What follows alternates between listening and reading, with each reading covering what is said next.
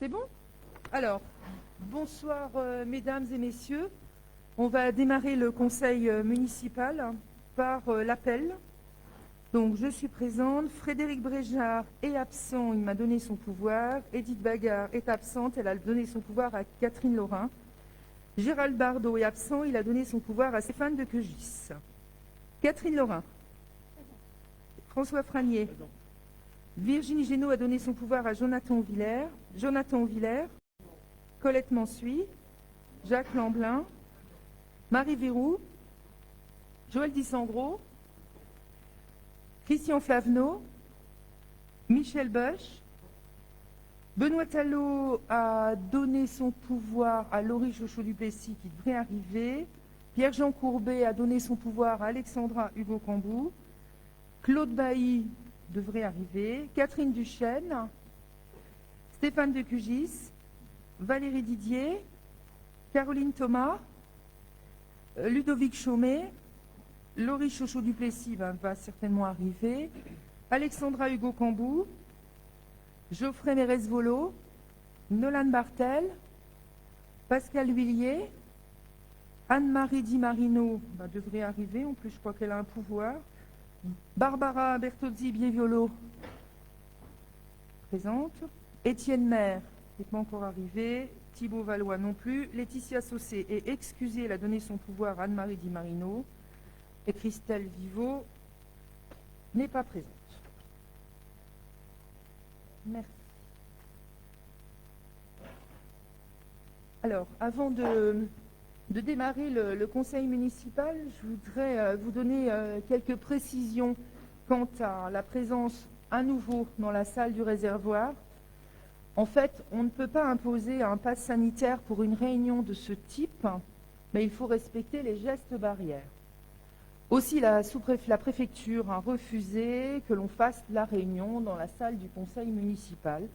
Donc on va encore un peu patienter pour délibérer enfin dans la salle du conseil municipal. Donc il y a quelques membres qui sont excusés. Je voudrais revenir pourquoi, parce qu'il y a plusieurs personnes qui sont absentes aujourd'hui, qui ont eu des empêchements, donc empêchements professionnels, mais aussi des congés qui ne se prolongent pas, mais des personnes qui ont été présentes tout au long de l'été sous différentes manifestations, qui ont assuré la permanence de la mairie avec moi, et donc j'ai plusieurs adjoints qui sont absents aujourd'hui. Je tiens à rappeler qu'on a eu de beaux succès cet été, malgré le pass sanitaire et malgré le temps en juillet. Entre autres, Michael Jones, Sénancelle, la Lorraine est formidable et la braderie en même temps, ce qui était quand même un beau challenge pour les équipes et les agents, surtout les agents d'ailleurs, d'organiser ainsi. Le kiosque tout au long de l'été qui a rassemblé un nombre important de personnes, malgré le mauvais temps souvent. Et j'en profite que le week-end à venir, il y a Stan Élevage à Lunéville, donc encore une belle manifestation qui s'annonce et je vous invite à y participer. Je vais également profiter de cette réunion de rentrée pour vous annoncer, pas que je me suis déplacée 2 fois à Paris en une semaine, mais néanmoins, c'est important, la raison est importante parce que la première fois, je suis allée avec mes collègues de Toul et de Longwy pour rencontrer le directeur de cabinet de la ministre de la Cohésion des Territoires. Au départ, c'était elle, mais elle a été envoyée à Marseille, donc elle ne pouvait plus être là, et le préfet en charge du dossier Cœur de Ville. On a travaillé non seulement sur la prorogation de la convention Action Cœur de Ville, mais également sur les conditions de cette prorogation, parce qu'il ne suffit pas de proroger, mais il faut également que les conditions de succès soient réunies. La deuxième fois, donc c'était en mardi, je crois, j'y suis allée donc à nouveau cette fois-ci avec le directeur général des services, à la 4e convention d'Action Cœur de Ville. Et en conclusion, le président de la République a annoncé la prorogation de l'Action Cœur de Ville, donc pour les 222 villes, jusqu'en 2026. Donc maintenant, il faut bien évidemment définir les conditions et les modalités, ce qui va être fait au fur et à mesure. D'ailleurs, j'ai déjà un rendez-vous prochainement avec le préfet pour continuer cette action avec les maires de Meurthe-et-Moselle concernés. Donc nous sommes 3, Toul, Longwy et moi. Le président, je tiens à le dire parce que ça c'est important, a expressément demandé à tous les maires présents de continuer à dérouler nos actions sur un rythme soutenu. Bien évidemment, ce que nous allons continuer de faire à Lunéville, hein, au même rythme que ça a démarré en 2018, je rappelle que Lunéville était la première ville à avoir signé cette convention. C'est vraiment une très bonne nouvelle pour Lunéville et bien évidemment pour toutes les villes qui participent à cette action Cœur de Ville. J'ai d'ailleurs déjà pris rendez-vous avec le président régional de la Banque des Territoires pour parler des modalités techniques et financières pour continuer à travailler sur ce dossier, ce qui implique bien évidemment qu'on va continuer les actions qui ont été prévues et également certainement en proposer d'autres ou en amender certaines. Voilà ce que je voulais vous dire. C'est quelque chose d'important pour Lunéville et ça me semblait nécessaire que vous ayez cette information. Bien, donc maintenant on va commencer réellement le conseil municipal. Hein. Il y a un maximum de personnes qui sont arrivées. Est-ce qu'il y a des questions sur les communications, sur la communication des décisions prises, non par moi-même, conformément à l'article mentionné sur l'ordre du jour du conseil municipal? Il n'y a pas de questions, donc on va continuer le déroulement.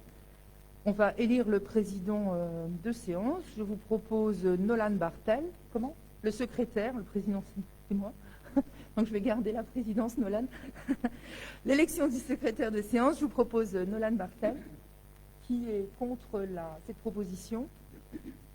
Qui s'abstient? Nolan, tu es à nouveau élu avec brio. Approbation du compte-rendu de la séance du conseil municipal, donc du jeudi 1er juillet. Est-ce qu'il y a des remarques ou des questions par rapport à ce compte-rendu? Non. Donc on va la voter. Qui est contre l'approbation du compte-rendu? Qui s'abstient? Elle est votée à l'unanimité. Je vous remercie. La première délibération concerne l'instauration de la taxe sur les friches commerciales et c'est moi qui vais vous la présenter. Donc la vacance commerciale est un frein pour la dynamique de notre ville. Aussi, il me semble important d'avoir un levier d'action supplémentaire pour permettre l'installation de nouveaux commerces. La taxe annuelle sur les friches commerciales est un des moyens. Il s'agit d'inciter les propriétaires de locaux commerciaux vacants à les louer ou à les vendre s'ils ne peuvent pas en assumer la charge, et ce, afin d'éviter des verrues dans notre ville. La DGFiP donc, nous a envoyé une liste en juin 2021 de tous les locaux commerciaux qui n'ont pas versé la CFE, donc c'est la cotisation foncière des entreprises, pour les exercices 2019 et 2020. Il y avait 107 locaux vacants qui apparaissaient sur cette liste. Jeanne Jacot, notre manager du commerce, vérifie depuis quelques jours tous les locaux dits vacants. À ce jour, 68 ont été vérifiés, 23 pourraient être soumis à l'impôt. Une fois que ce listing sera validé, la DGFiP va envoyer un courrier aux propriétaires, avoir différentes informations et donc vérifier ces informations avant de les imposer. Ce qu'il faut bien comprendre, c'est qu'un article 1530 du Code général des impôts, qui a été modifié par l'article 83 de la loi 2021 1509 du 29 décembre 2012 qui permet d'instituer une taxe sur les friches commerciaux de la ville. Cet article a majoré 5 points les taux d'imposition à compter des impositions 2014. Ils sont fixés à 10% la première année, 15% la deuxième et 20% la troisième année. Le régime est applicable à ces taxes est identique à celui de la taxe foncière, ce qui veut dire que le montant, la taxe sur les friches commerciales, est égal au produit de l'assiette par le taux, majoré des frais de gestion de la fiscalité directe de 8% perçus par l'État. Je prends un exemple pour que ce soit plus clair pour tout le monde. Si l'assiette est de 100, on multiplie par 10%, soit 10 €, et ensuite l'État perçoit 8%, soit 0,80 centimes pour gérer ce dossier, qui est assez classique. À noter, les taux peuvent être majorés dans la limite du double par une délibération prise en conseil municipal. Ce n'est pas notre cas. J'ai souhaité que ce taux soit le taux normal pour l'Univille. La taxe sur les friches commerciales n'est pas due si l'exploitant peut prouver qu'il fait tout pour louer ou vendre son bien. C'est vraiment uniquement réservé aux exploitants ou aux propriétaires qui n'entament pas d'action pour louer ou vendre leurs biens. Donc, la ville de Lunéville, la majorité pour le moment, souhaite appliquer cette taxe à compter de janvier 2022, ce qui veut dire que l'ensemble des produits, s'il y a des produits, parce que l'objectif, c'est d'inciter les propriétaires à louer leurs biens et à les rénover. Si ce n'est pas le cas pour certains, les produits seront réinjectés dans l'action qu'on mène avec les commerçants depuis un certain nombre d'années dans le cadre de la revitalisation du centre-ville. Je vais vous lire la délibération, puis ensuite on viendra aux questions s'il y a des questions. Donc le conseil municipal, après avis de sa commission des finances, décide d'instaurer la taxe annuelle sur les friches commerciales, décide d'appliquer le taux légal de 10% la première année, 15% la seconde année et 20% à compter de la troisième année d'imposition. Précise que la commune doit communiquer chaque année à l'administration fiscale la liste des biens susceptibles d'être concernés par la taxe avant le 1er octobre de l'année qui précède l'année d'imposition. C'est-à-dire là, le travail que Jeanne Jacot est en train de faire, il devra être fait au plus tard le 30 septembre. Autorise Madame le maire à notifier cette décision aux services préfectoraux et à communiquer chaque année à l'administration fiscale, avant le première année de l'année qui précède l'année d'imposition, la liste des biens susceptibles d'être concernés par la taxe. Et autorise Madame le maire à signer tout document relatif à cette affaire. Est-ce qu'il y a des questions ou des remarques sur cette délibération? Jacques.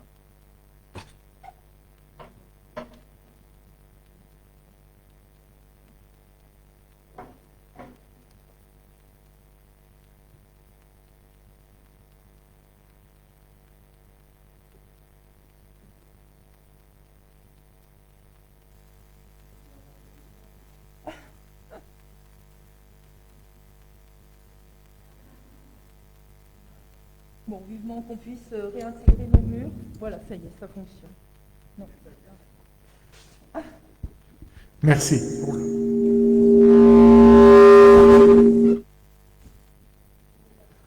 Voilà. C'est bon comme ça? Oui, je voudrais apporter un commentaire. C'est que, vous savez tous, ça fait près de 15 ans qu'on a gelé la fiscalité locale. On ne peut pas se faire soupçonner d'être des maniaques de la fiscalité. Et là, il y a une décision qui est prise, qui n'est pas facile à prendre, qui est proposée, qui n'est pas facile à prendre, mais il faut voir en face ce qui se passe. C'est que, on a parlé d'Action Cœur de Ville, et il y a eu bien des réunions. Maintenant, tu prends la suite, tu vas voir, il y a souvent des réunions, et on voit que les villes qui veulent réhabiliter leur cœur de ville, souvent il y a un problème, c'est ce qu'on appelle les dents creuses, c'est-à-dire les commerces qui, répartis tout au long des rues commerçantes, sont fermés. Et quand ils sont fermés pour des raisons graves, ben là, on n'y peut rien. Mais quand ils sont fermés parce qu'il y a une négligence de la part des propriétaires, là, c'est pas tout à fait la même chose. Donc, personnellement, je crois que c'est bien d'aller dans cette direction. Et en plus, il y a peut-être un avantage, c'est pas tellement financier dans le fond, parce que quelques commerces qui vont avoir 10% de taxes foncières en plus, juste sur le commerce, ça représente, c'est symbolique. Mais ça donne quand même quelques moyens supplémentaires pour agir au bénéfice de tous, si on réinjecte cet argent dans l'animation commerciale. Premier intérêt. Puis une deuxième ouverture qui vient à l'esprit suite à ce que tu as dit, ce que vous avez dit, pardon, Madame le maire, en début de séance, c'est la prolongation du cœur de ville. C'est-à-dire qu'on peut encore améliorer les choses en mettant au point, on va bien voir, la possibilité d'aider à la rénovation du commerce. C'est-à-dire d'un côté, vous ne faites rien, vous tapez une taxe supplémentaire, et si vous faites quelque chose, on peut vous aider. Vous voyez, c'est une piste qu'on pourrait peut-être imaginer pour accentuer encore la démarche positive. Il y a le petit coup de de bâton, mais tout petit, dans le fond. Et puis, il y a une dynamique qu'il faut créer. Donc moi, je suis tout à fait favorable à cette perspective. Merci, Monsieur Lamblin. Est-ce qu'il y a d'autres remarques ou questions sur ce sujet? Alors, Monsieur Valois, vous avez porté un micro.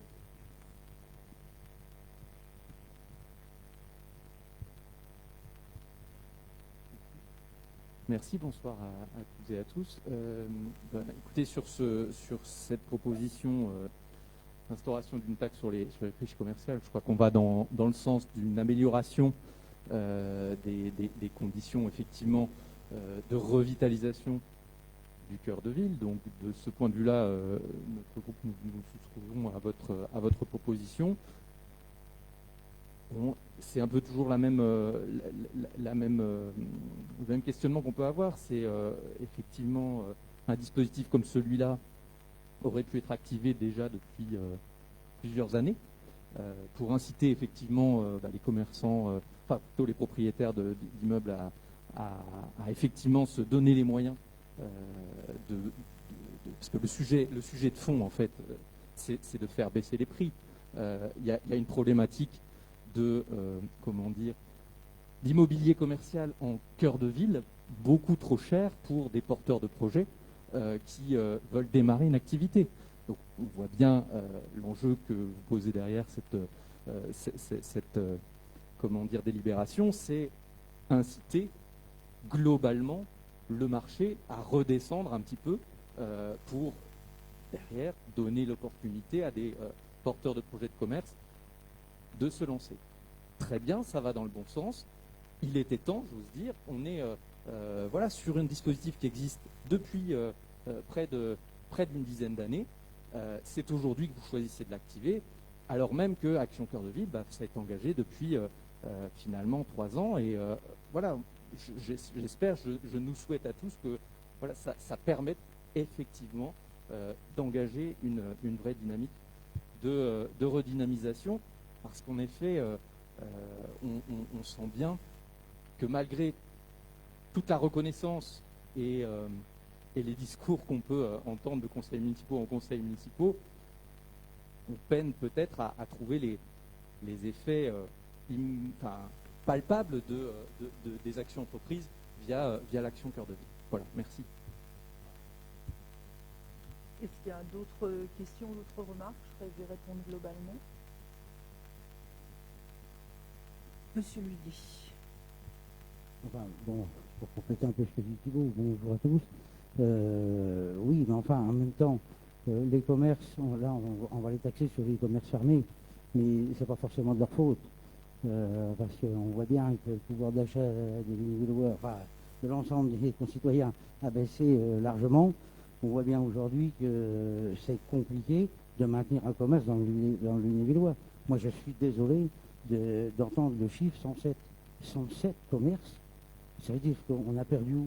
On a perdu dans quoi? On a perdu dans le fait que les gens ils consomment plus dans les commerces de proximité. Il y a un vrai problème.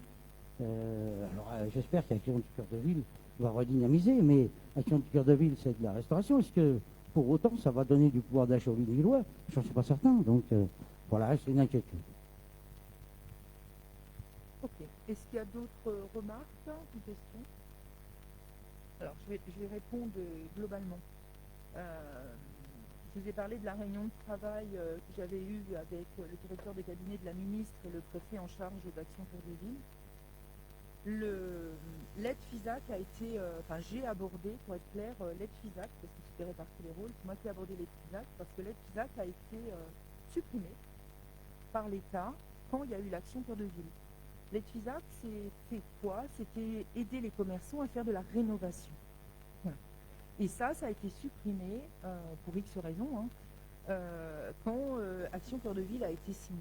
Donc c'est quelque chose, c'est un des points que j'ai abordé au ministère pour expliquer qu'on peut aider les commerçants, mais une aide importante qui existait a été supprimée. Et on a tous les trois d'ailleurs demandé qu'elle soit rétablie. Donc, c'est pour ça que je vous parlais des modalités tout à l'heure. On va attendre maintenant les modalités. Ça, c'était un point important. Concernant, ça devait être fait avant, pas avant, je ne sais pas. En tout cas, c'est quelque chose qui est... Cette taxe est votée depuis peu par différentes collectivités. Hein. Je citerai Nancy, mais Metz également, Jarville. Donc vraiment des collectivités de taille différente et de majorité différente. Donc c'est quelque chose qui rentre vraiment dans l'action de différents maires pour qu'il n'y ait plus ou qu'il est moins possible de dents creuses dans leur ville. Concernant les nouveaux commerces, les dents creuses, etc., je tiens à dire que depuis presque 3 ans aujourd'hui, il y a plus de nouveaux commerces dans le centre-ville qu'il y en a qui ferment. Vous prenez un exemple que je cite très régulièrement, mais qui est la rue du Général Leclerc. Bientôt, il n'y aura plus de dents creuses rue du Général Leclerc, sauf un local, mais qui est détenu par une ESC luxembourgeoise. Donc là, c'est particulièrement... Je me souviens qu'on en avait déjà essayé de les contacter avec Jacques Lamblin. Là, j'ai réessayé, c'est a priori impossible. Mais à part, c'est dommage d'ailleurs, c'était un très très beau local, où il y a des gens qui pourraient être intéressés, mais il y a pratiquement plus de dents creuses rue Général Leclerc, qui est un bel exemple. Je peux vous dire que les commerçants de cette rue, excusez-moi le terme, mais c'est vraiment ça, se remuent pour travailler et travailler ensemble pour faire évoluer leur commerce. Après, il faut aussi, alors je ne dis pas que tout est beau à Lunéville et que tout est parfait, mais je vous invite aussi à aller voir ailleurs. Moi, je me suis déplacée à plusieurs reprises dans des villes moyennes de Meurthe-et-Moselle et d'ailleurs, qui sont cœur de ville ou pas, et je vous invite à aller voir le nombre de commerces qui n'existent plus. Alors, je vais vous citer, mais vraiment de majorités différentes, et c'est volontaire. Hein. Vous allez à Sarrebourg, vous allez à Toul, vous allez à Pont-à-Mousson, et encore Pont-à-Mousson s'en sert à peu près, ou encore à Saint-Dié et dans d'autres lieux qu'en Lorraine. Je peux vous dire qu'il y a énormément de dents creuses et que c'est un vrai souci. C'est pas une spécificité de Lunéville. Si c'était que Lunéville, je dirais que ça serait embêtant pour nous, mais ça serait pas dramatique. Mais c'est une vraie spécificité. Il y a des dents creuses dans des villes. Et pas que moyennes, parce qu'aujourd'hui, vous allez à Nancy ou Metz, c'est pareil. Et Paris, je peux vous dire, c'est encore pire. Donc, il y a un moment, il faut aussi voir un peu le côté positif. C'est aussi ce que je dis à plusieurs reprises. À nous, à donner des éléments positifs de notre ville, et tous autour de la table, il faut qu'on ait le même discours, pour inciter les gens à venir chez nous. Ensuite, Anne Jacot fait un gros travail. Alors, elle est là que depuis quelques mois, et on ne peut pas non plus tout exiger en quelques mois, mais elle fait un gros travail. Je veux dire qu'elle est en lien avec tous les commerçants qui la sollicitent, et elle est en lien avec et des investisseurs et des enseignes. Donc pour le moment, il y a un magasin de chaussures qui s'est ouvert hier ou avant-hier, mardi, rue Général Leclerc. Elle les a aidés. Ils voulaient s'installer. Elle n'a pas été leur dire venez ouvrir un magasin de chaussures à Lunéville, mais elle les a aidés à trouver le local, elle les a accompagnés, etc. Et ça, c'est une première victoire. Il y a une autre victoire quand même. Il y a une petite société qui installe au 1er octobre son siège à Lunéville. Donc voilà, c'est des petites choses au fur et à mesure, mais il y a déjà des beaux succès. Donc je pense qu'il faut aussi être un peu patient et que chacun d'entre nous aussi y met du sien. Par rapport à la taxe, je reviens, c'est pas tout le monde qui est taxé, d'accord? C'est les propriétaires qui n'indiquent pas, d'où la différence entre les chiffres que j'ai expliqués tout à l'heure, hein, qui n'ont pas la volonté de louer leur local. On ne va pas taxer un propriétaire qui a une vraie volonté de louer un local, qui offre un prix juste du marché, etc. D'ailleurs, ce n'est pas nous qui taxons, c'est la DGFiP qui tranche. Hein. Donc c'est vraiment le fait d'aller chercher ceux qui ont quelque chose de superbe en centre-ville ou qui pourraient l'être, pour les inciter à faire venir... D'ailleurs, ils ont intérêt, un propriétaire a intérêt à avoir un loyer plutôt que de laisser un local vide. Enfin, je pense que là, ça paraît classique. Je rappelle que l'objectif, ce n'est pas taxer, c'est déjà d'inciter les propriétaires à louer leur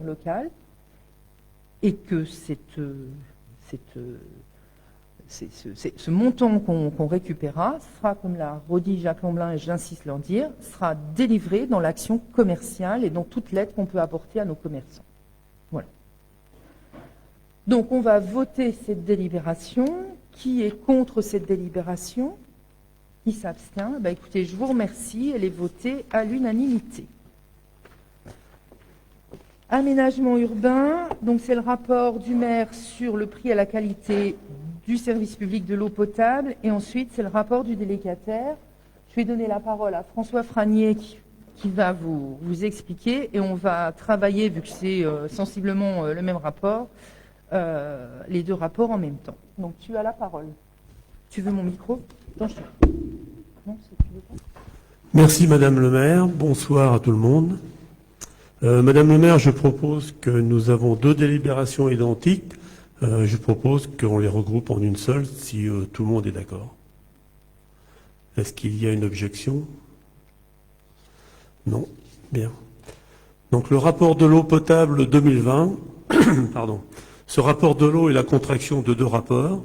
Le rapport de Veolia, le contrat ayant débuté le 11 décembre 2009 et s'est terminé le 31 juillet 2021, après deux avenants, un de 6 mois et un de 1 mois. Le rapport de la sœur, le contrat ayant débuté le 1er août 2020 et se terminera le 31 juillet 2030.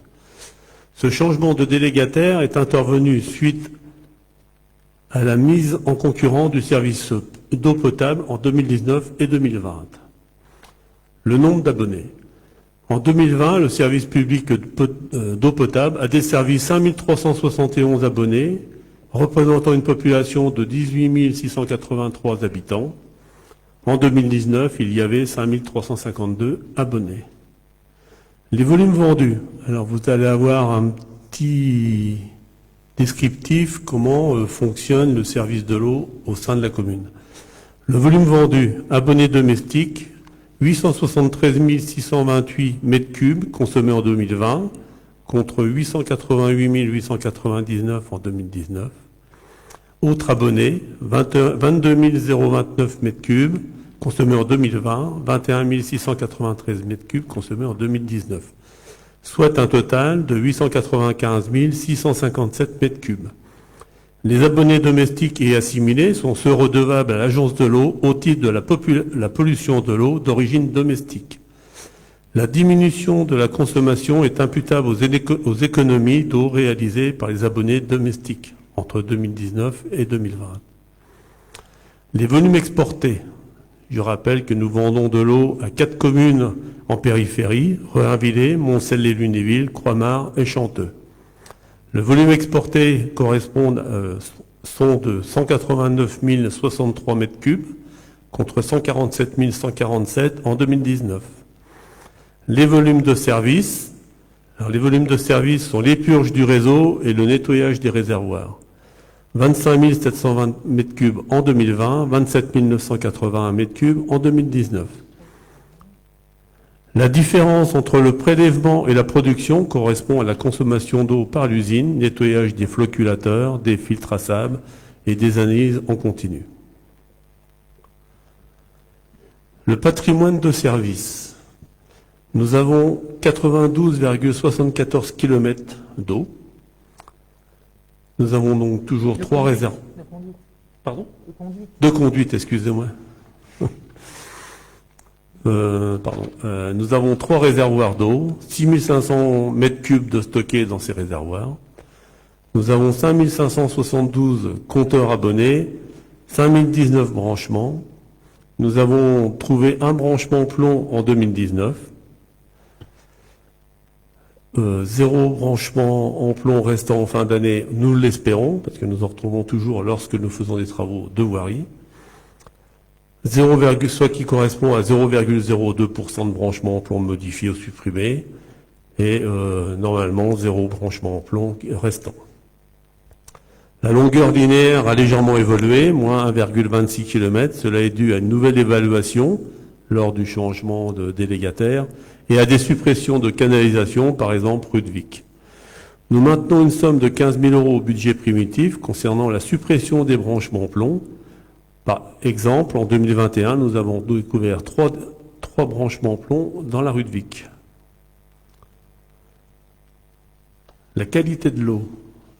Les valeurs suivantes sont fournies au service par l'Agence régionale de santé et concernent les prélèvements réalisés par elle dans le cadre du contrôle sanitaire défini par le Code de la santé publique ou ceux réalisés par le service dans le cadre de sa surveillance, lorsque celle-ci se substitue au contrôle en question. En 2020, il y a eu 41 contrôles de paramètres microbiologiques de réalisés et 41 étaient conformes. 12 contrôles de paramètres physico-chimiques et les 12 étaient conformes. Nous en avions 44 pour les paramètres microbiologiques et 13 pour les paramètres physico-chimiques. En 2019, ils étaient tous aussi conformes. Taux de conformité. Cet indicateur est demandé si le service dessert plus de 5000 habitants ou produit plus de 1000 m3 par jour. La qualité de l'eau est donc la suivante. Taux de conformité 2020, conformité bactériologique 100%, conformité physico-chimique 100%. Indicateur de performance du réseau. Rendement du réseau de distribution. En exercice 2020, le rendement du réseau est de 88%. Le rendement primaire volume vendu sur volume mis en distribution est de 83,4%. La crise sanitaire n'a pas favorisé le bon suivi des travaux par l'ancien délégataire. La période de recouvrement entre les deux délégataires a été inexistante. Le nouveau délégataire n'a bénéficié d'aucun transfert de personnel de Veolia. L'ensemble de ces éléments a engendré un flottement pour le nouveau délégataire. Néanmoins, l'objectif du contrat est de 86,5% en 2022 et 87,5% en 2030. Actuellement, il est de 88%. Nous sommes donc dans les critères. Indice linéaire des volumes non comptés. Pour l'année 2020, l'indice linéaire des volumes non comptés est de 3,8 m3 par jour et par kilomètre. Il était de 3,3 en 2019. L'objectif du contrat est de 5,7 m3 en 2020 et 5,2 m3 en 2030. Nous sommes donc toujours dans les critères. Taux moyen de renouvellement des réseaux d'eau potable. Au cours de l'année 2020, un linéaire de 550 mètres de réseau a été renouvelé, soit 1,18%. En 2019, il était de 1,24%. En moyenne, sur les 5 dernières années, un linéaire de 1 km 100 par an de réseau a été renouvelé. Taux d'interruption du service programmé, aucune interruption en 2019 et en 2020. La dette. En 2020, l'encours de la dette est de 3 396 383 €. L'épargne brute annuelle de 389 328 €. Durée d'extinction de la dette en année, 8,7 ans. En 2019, elle était de 8,5 ans. Taux d'impayé sur les factures de l'année précédente. Exercice 2020. 32 093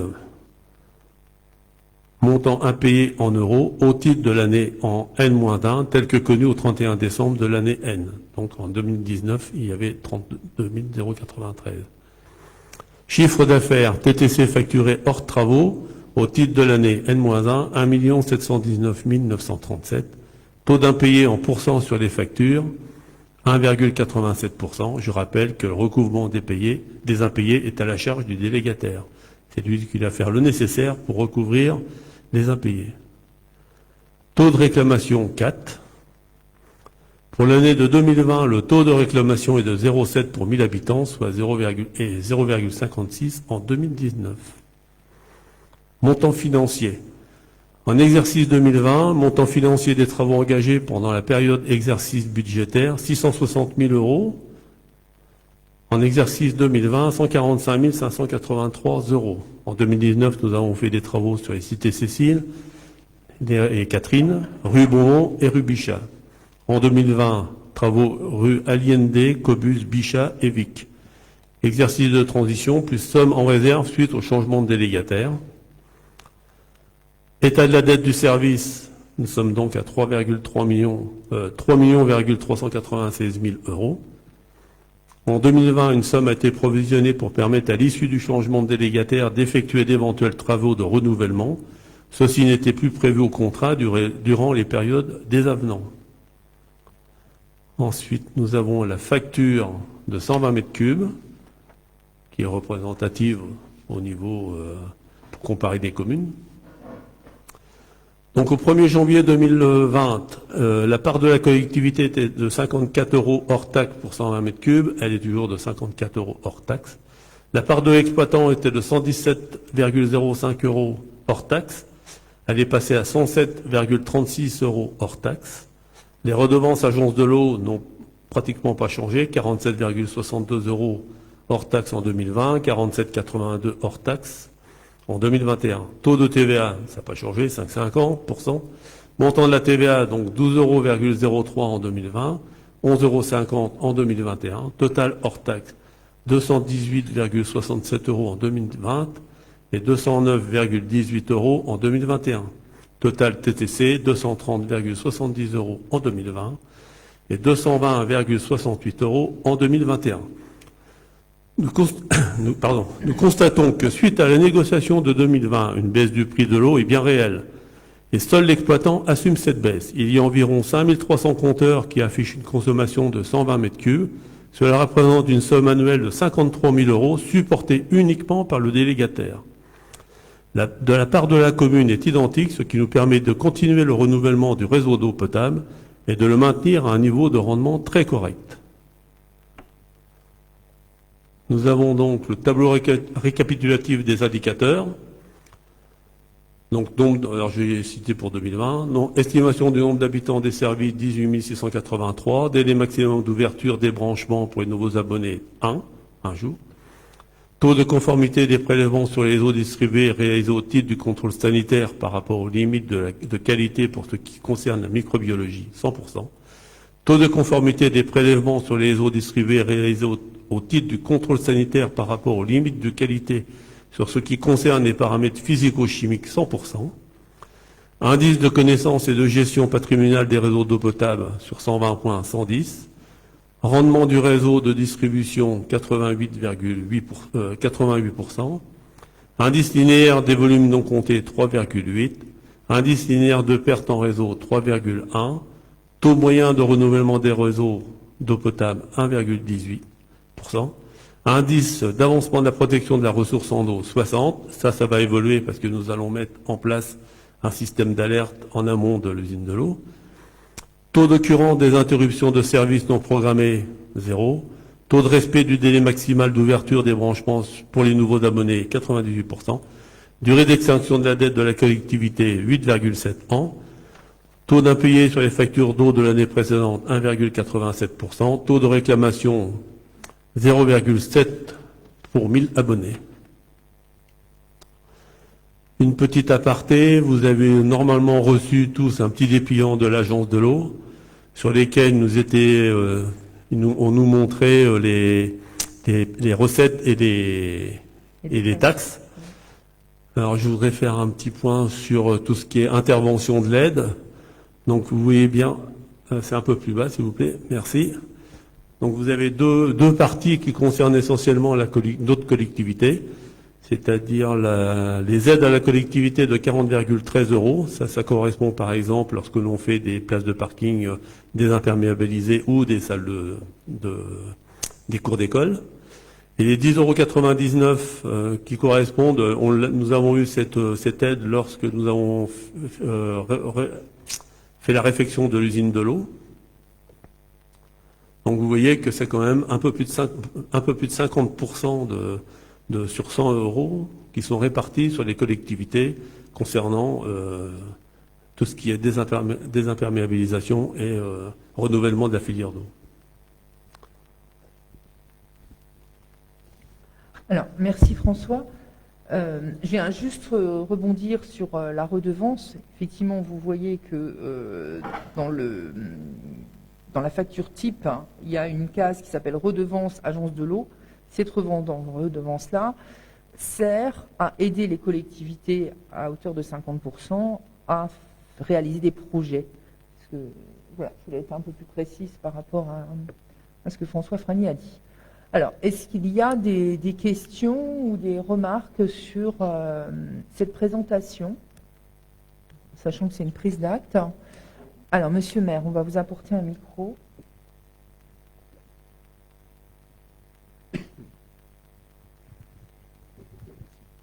Oui, bonsoir à tous. Juste une remarque, j'ai cru comprendre en lisant les documents là que effectivement la base qui sert de référence, c'est ce foyer qui consomme 120 mètres cubes par an. Il faut bien une référence pour pouvoir comparer. Je trouve que c'est intéressant. Après, quand on regarde le tableau de la répartition, la tranche dans laquelle il y a le plus d'abonnés, c'est la tranche des moins de 50 mètres cubes. Enfin voilà, quand on regarde la distribution, en fait, les foyers qui sont sur ce type de consommation de l'ordre de 120 mètres cubes, c'est une petite portion de la population. Donc moi, je serais assez intéressé pour demander aux délégataires dans ces rapports de faire le calcul, de faire des factures, peut-être pas sur toutes les tranches, mais d'avoir des factures de ce type-là pour évaluer ce que ça donne pour telle ou telle catégorie de la population, enfin au niveau de consommation. Ouais. Est-ce que ce serait possible de demander ça dans les prochains rapports? Parce que c'est juste, en admettant que ça reflète une partie de la population, cette facture type de 120 mètres cubes, c'est garde qu'une partie de la population, et du coup, on ne peut pas en tirer une conclusion générale sur le fait que ça a baissé pour les Lunévillois ou que ça a augmenté. Ouais. Bah, écoutez, si, ça a baissé, vu que le prix de l'eau, je rappelle quand même le prix de l'eau depuis un certain nombre d'années à Lunéville. Déjà, je vais répondre sur la base de 120 mètres cubes. Toutes les négociations en France, vu que c'est une référence INSEE, se font sur la base de 120 mètres cubes. Après, si vous voulez faire le calcul, ben vous faites au prorata du nombre de mètres cubes consommés. Donc c'est des mathématiques. Donc ça, vous êtes, je pense, aussi capable de le faire que n'importe lequel d'entre nous autour de la table. Sur le prix de l'eau, je rappelle que au 1er janvier 2020, le prix au mètre cube était de 0,7482 €. Il y avait une part fixe de 27,27 €. Au 1er janvier 2020, donc c'était Veolia qui avait le marché. Quand, avec Jacques Lomblin, parce que j'avais un peu participé, et François Franier aussi, on a mené les négociations. La première proposition de Veolia était de 1,20 € du prix de l'eau par mètre cube. Donc je vous rappelle qu'on avait abandonné le marché et que c'était une décision quand même particulièrement compliquée à faire. Mais ça a été fait. Au 1er juillet 2020, le prix de l'eau était de 0,6792 €, toujours hors taxe, du mètre cube. Donc, et la part fixe avait légèrement augmenté, était de 28 €. Donc là, on voit déjà que entre le 1er janvier 2020 et le 1er juillet 2020, il y avait une baisse substantielle du prix de l'eau. Et au 1er janvier 2021, avec la négociation qui a été menée et les barèmes d'évolution, enfin les taux d'évolution à la hausse ou à la baisse en fonction de la négociation qui a été menée, le prix de l'eau au 1er janvier 2021 était de 0,6659 € hors taxe, et la part fixe a également baissé vu qu'elle est passée à 27,45 €. Donc entre le 1er janvier 2020, où c'était à 0,7482, et le 1er janvier 2021, où le prix de l'eau est à 0,6659, je pense qu'on peut tous dire que le prix de l'eau a baissé à Lunéville, parce que la majorité municipale l'a voté. Je vous rappelle que vous ne l'aviez pas voté, la baisse du prix de l'eau. Et la première proposition, si vous n'avez pas voté la délibération, je vous la donnerai après, en sachant que la première proposition était de 1,20 €. Donc en fait, il y a pratiquement aujourd'hui la moitié payée par les Lunévillois du prix de l'eau, je ne parle pas de l'assainissement, par rapport à la proposition initiale qu'avait faite Veolia lors de la négociation. Je vous rappelle qu'ils étaient les seuls, et c'est pour ça qu'on avait décidé d'abandonner le marché. Monsieur Valois, vous avez levé la main, on va vous apporter un micro. Merci. Oui, on va pas passer 3 heures sur le sujet de la baisse du prix de l'eau ou de la non-baisse du prix de l'eau. On a bien compris que vous aviez été une très bonne négociatrice et que globalement, nous avions gagné au pratiquement maximum 10 € par an sur la facture d'un foyer qui consommerait 120 mètres cubes d'eau. On est bien d'accord, c'est le cadre de référence. Mon collègue vous interpellait sur le fait que une majorité très importante des abonnés de Lunéville à l'eau consomment beaucoup moins que 120 mètres cubes, donc une majorité a gagné beaucoup moins que 10 € par an. Première chose.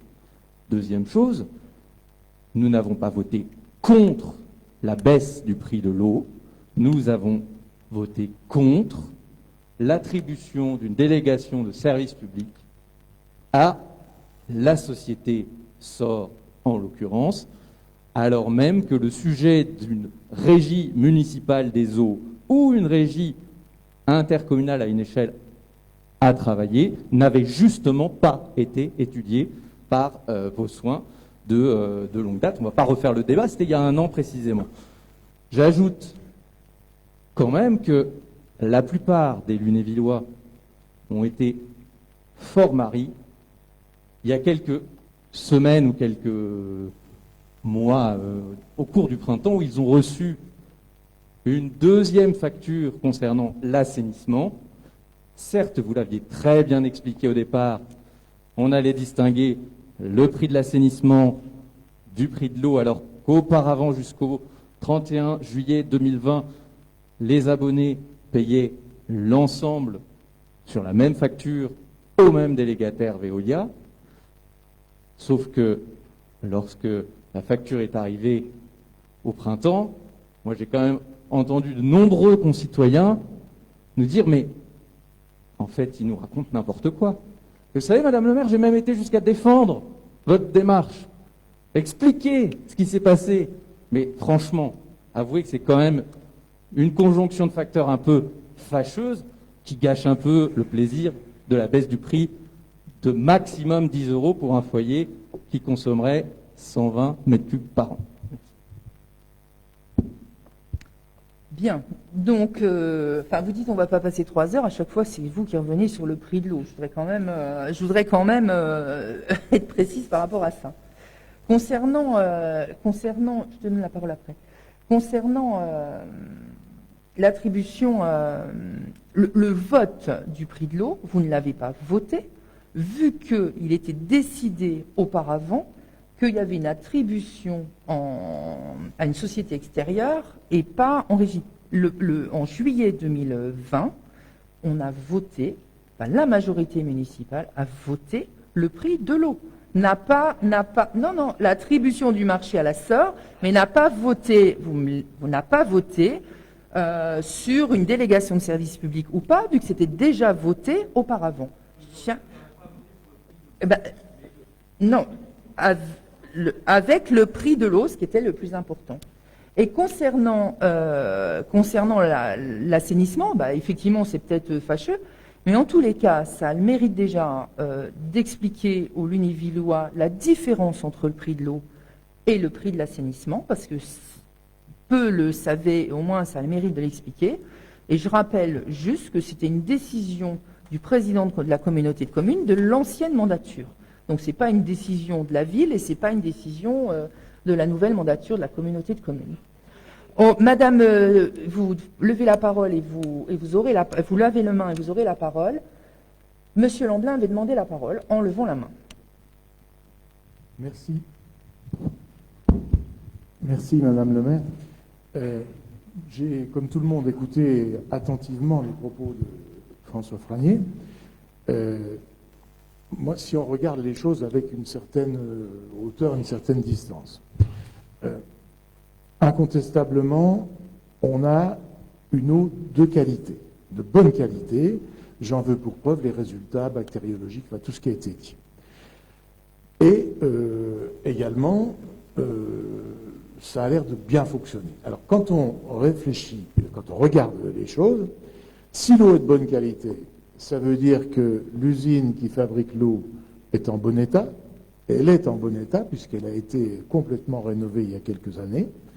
Et on produit une eau qui bactériologiquement et sur le plan physico-chimique est de bonne qualité. C'est extrêmement important pour nos concitoyens. Deuxièmement, on voit que le rendement du réseau est de très très haut niveau parce que, François, tu as été, disons, modeste en disant c'est satisfaisant. Mais 88%, il y a très peu de réseaux en France qui ont un rendement de 88%. Je connais une ville qui n'est pas une ville, pas loin d'ici, dont le rendement est de 50%. 50%, c'est-à-dire que la moitié de l'eau produite part dans la nature. 88%, c'est vraiment un très bon résultat, puisque l'optimum où on considère qu'on est dans les clous, c'est de l'ordre de 75%, je crois, quelque chose comme ça. Hein. Donc on est 10 points au-dessus, presque. Faut bien mesurer ça. Alors, on a donc un bon réseau. Et pourquoi? Parce que tous les ans, on refait 1,2, 1,5% du réseau. C'est-à-dire qu'en 70, 80 ans, on renouvelle tout. Et c'est ça le secret. C'est pas de faire des opérations coup de poing, c'est de faire régulièrement ce qu'il faut pour que ça aille bien. Et c'est ce qui est fait, pas seulement les mandats précédents, mais depuis très longtemps. Je rappelle, et j'arrêterai là-dessus, que c'est une délégation de service public depuis 1986. 1986. Depuis 1986, il y a quand même eu 2 mandats qui ont été conduits par des municipalités plutôt favorables à la notion de régie. Hein, municipalité socialo-communiste, a priori, c'est un peu favorable aux régies, d'ailleurs vous nous le prouvez, au point de vous focaliser là-dessus sans même regarder le fond des éléments. Eh bien, je suis désolé de vous le dire, mais ces municipalités socialo-communistes qui ont eu l'occasion, puisqu'il y a eu des marchés, n'ont jamais envisagé de passer à la régie. Elles ont soigneusement conservé la délégation de service public et elles ont eu bien raison. Hein, parce que, je crois que je l'ai déjà dit, mais je le redis, mais arriver à couvrir tous les besoins de la qualité pour avoir la qualité de la production avec grosso modo 65 centimes du mètre cube, c'est ce que perçoit le délégataire, avec les analyses, avec tout ce qu'il faut faire, les garanties, la nuit, le jour, enfin, tout ça, franchement, c'est difficile de faire mieux en régie, et j'en veux pour preuve que quand on regarde aussi, quand on se situe par rapport à ce qui se passe ailleurs, eh bien, je crois pouvoir dire que la ville de Lunéville, je parle du prix du mètre cube, elle est extrêmement bien placée dans le concert régional au plan du prix de l'eau. Vous n'avez qu'à vous informer sur ce qui se passe dans les différents territoires, dans les différentes communes de taille équivalente ou plus grande, le prix de l'eau y est nettement plus cher. On a, je ne peux pas dire, on n'a pas regardé au-delà de certaines limites, je ne dis pas qu'on est les moins chers, mais on est très nettement parmi les moins chers. Hein. Donc voilà, on est parmi les moins chers, l'eau est bonne et on n'en gaspille pas. Qu'est-ce que vous voulez de mieux? Stéphane Ducugis avait levé le bras, la main. Va t'apporter un micro, Stéphane.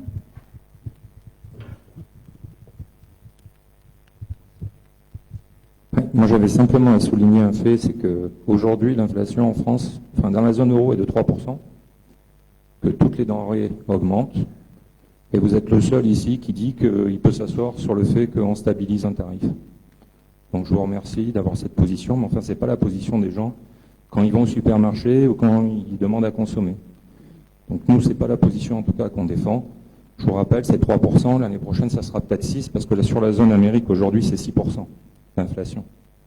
Donc quand on arrive à stabiliser des prix et le faire de manière durable, avec un service, comme l'a dit Jacques, optimal, je crois que voilà, on a bien fait le travail, quoi. Merci Stéphane.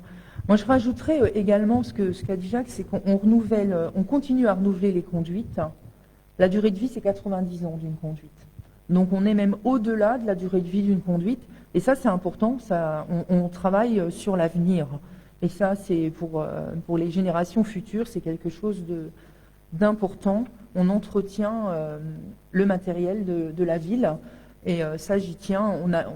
On y tenait, le patrimoine, on y tenait auparavant, et on continue, bien évidemment, d'entretenir le patrimoine de la ville. Tu vas lire le projet de délibération, si tu veux bien. Alors, le premier, déjà. Oui, tu lis les deux, et on prend acte de notre délibération. Alors, concernant le rapport annuel du maire,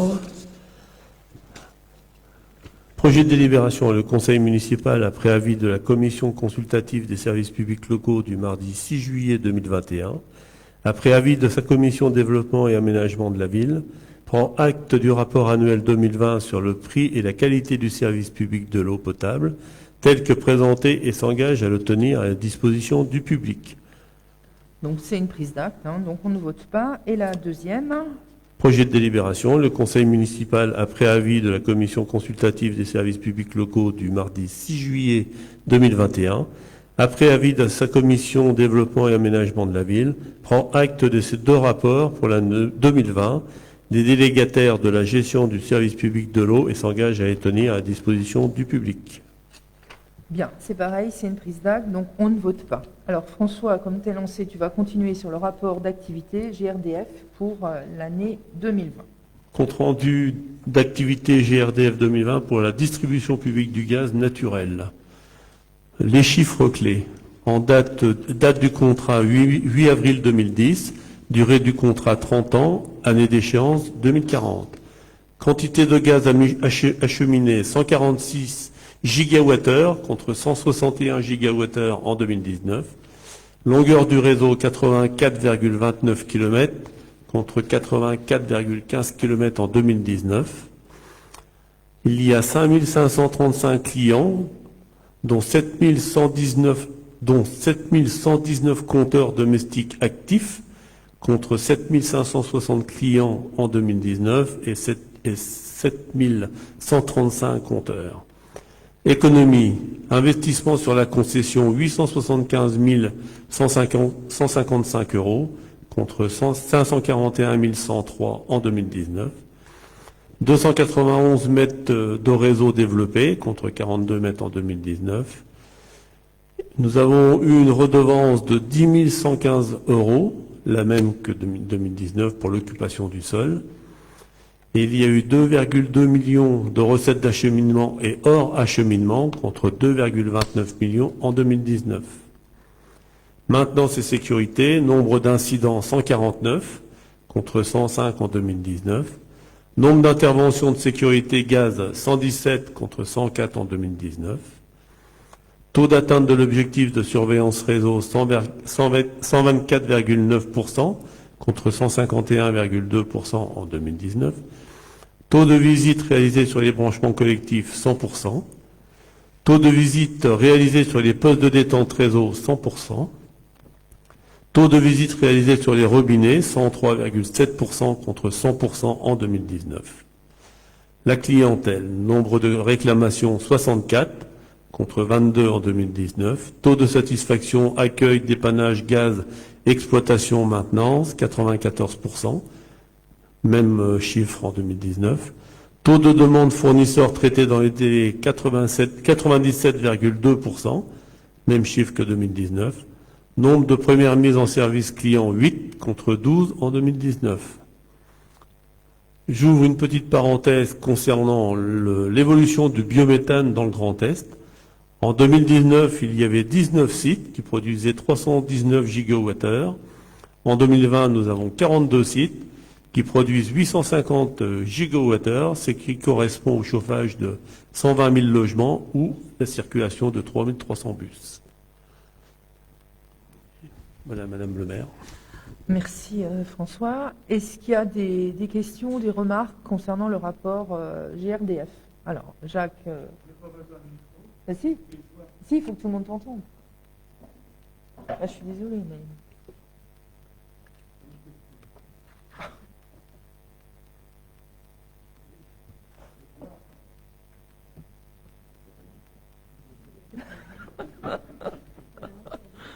parle trop. Ah si. Oh. Ah si, ça va. C'est juste parce que je vois dans le texte qui nous est qui était dans les documents joints, pour accéder aux informations détaillées du CRAC, CRAC. CRA, compte rendu d'activité, mais le C au bout, je ne vois pas ce que ça veut dire. C'est pas une question pour t'embêter, François, mais s'il y en a un qui a la réponse, je Concession. dormirai tranquille. Moi, j'ai la réponse. Ah oui, merci. Madame le maire, vous êtes la ressource. C'est vrai? C'est Alors, de vas-y. l'expérience, surtout. Bah oui, c'est concession. Concession. Ah oui. J'ai 12 ans d'expérience comme adjointe aux travaux, monsieur Lamblin. Allez, Je vous rappelle. je m'incline. D'autres remarques ou questions? Non? Bah écoute, tu nous lis le projet de délibération. Le coup. Ah, c'est possible. Projet de délibération. Le conseil municipal, après avis de la commission consultative des services publics locaux du mardi 6 juillet 2021, après avis de sa commission développement et aménagement de la ville, prend acte du compte-rendu d'activité 2020 pour la distribution publique du gaz naturel établi par GRDF tel que présenté et s'engage à le tenir à disposition du public. Merci François. Donc le conseil municipal prend acte. Donc la prochaine délibération concerne la commune nature. Je la confie à Catherine Laurin. On va t'apporter. Ah bah, alors si on a une lingette? Non, elle est propre celle-là? Il est propre celui-là. Il vient d'être touché, il est propre. Oui, merci Madame le maire. Donc, depuis pas mal d'années, vous le savez, puisque ça date en fait, j'ai retrouvé des formations qui avaient lieu en 2012. La ville s'est engagée progressivement à ne plus utiliser de pesticides, ceci pour préserver la qualité de l'eau. En fait, nous avions devancé la loi Labbé qui interdisait l'usage des pesticides pour les collectivités à partir de janvier 2017. Notre ville s'est d'autre part engagée à gérer les espaces communaux de façon différenciée dans le but de préserver la biodiversité. Lunéville a été en quelque sorte précurseur dans ce domaine et je voudrais pour faire preuve de ceci, vous dire que nous avons été questionnés et il va y avoir un article qui va sortir à ce sujet-là par le service de communication de la communauté de communes. J'y étais avec notre responsable du service Parc et Jardin pour faire part de notre expérience justement de l'abandon de ces pesticides, parce que vous savez que dans la communauté de communes, la CCTLB, il y a de nombreuses communes encore qui ne sont pas passées au zéro pesticide. Cet engagement justement de l'abandon des pesticides est lisible au travers d'un label que vous connaissez tous maintenant. Il s'agit du label Commune Nature, pour lequel nous avons obtenu notre première libellule en 2018 et en 2019, nous en avons obtenu 2 plus et nous sommes donc passés à 3 libellules. En 2021, ce label-là s'est enrichi non pas d'une 4e libellule, mais d'un niveau appelé bonus, encore plus ambitieux et surtout axé sur la biodiversité. Cet engagement, d'autre part, peut se formaliser par la signature d'une charte qui a été établie par la région Grand Est et les agences de l'eau Rhin-Meuse et Seine-Normandie. Et c'est cette charte-là que je vous invite à voter tous ensemble. Vous avez les détails de l'ensemble de la charte dans les pages qui suivent cette délibération. Donc, je vais vous lire le projet de délibération.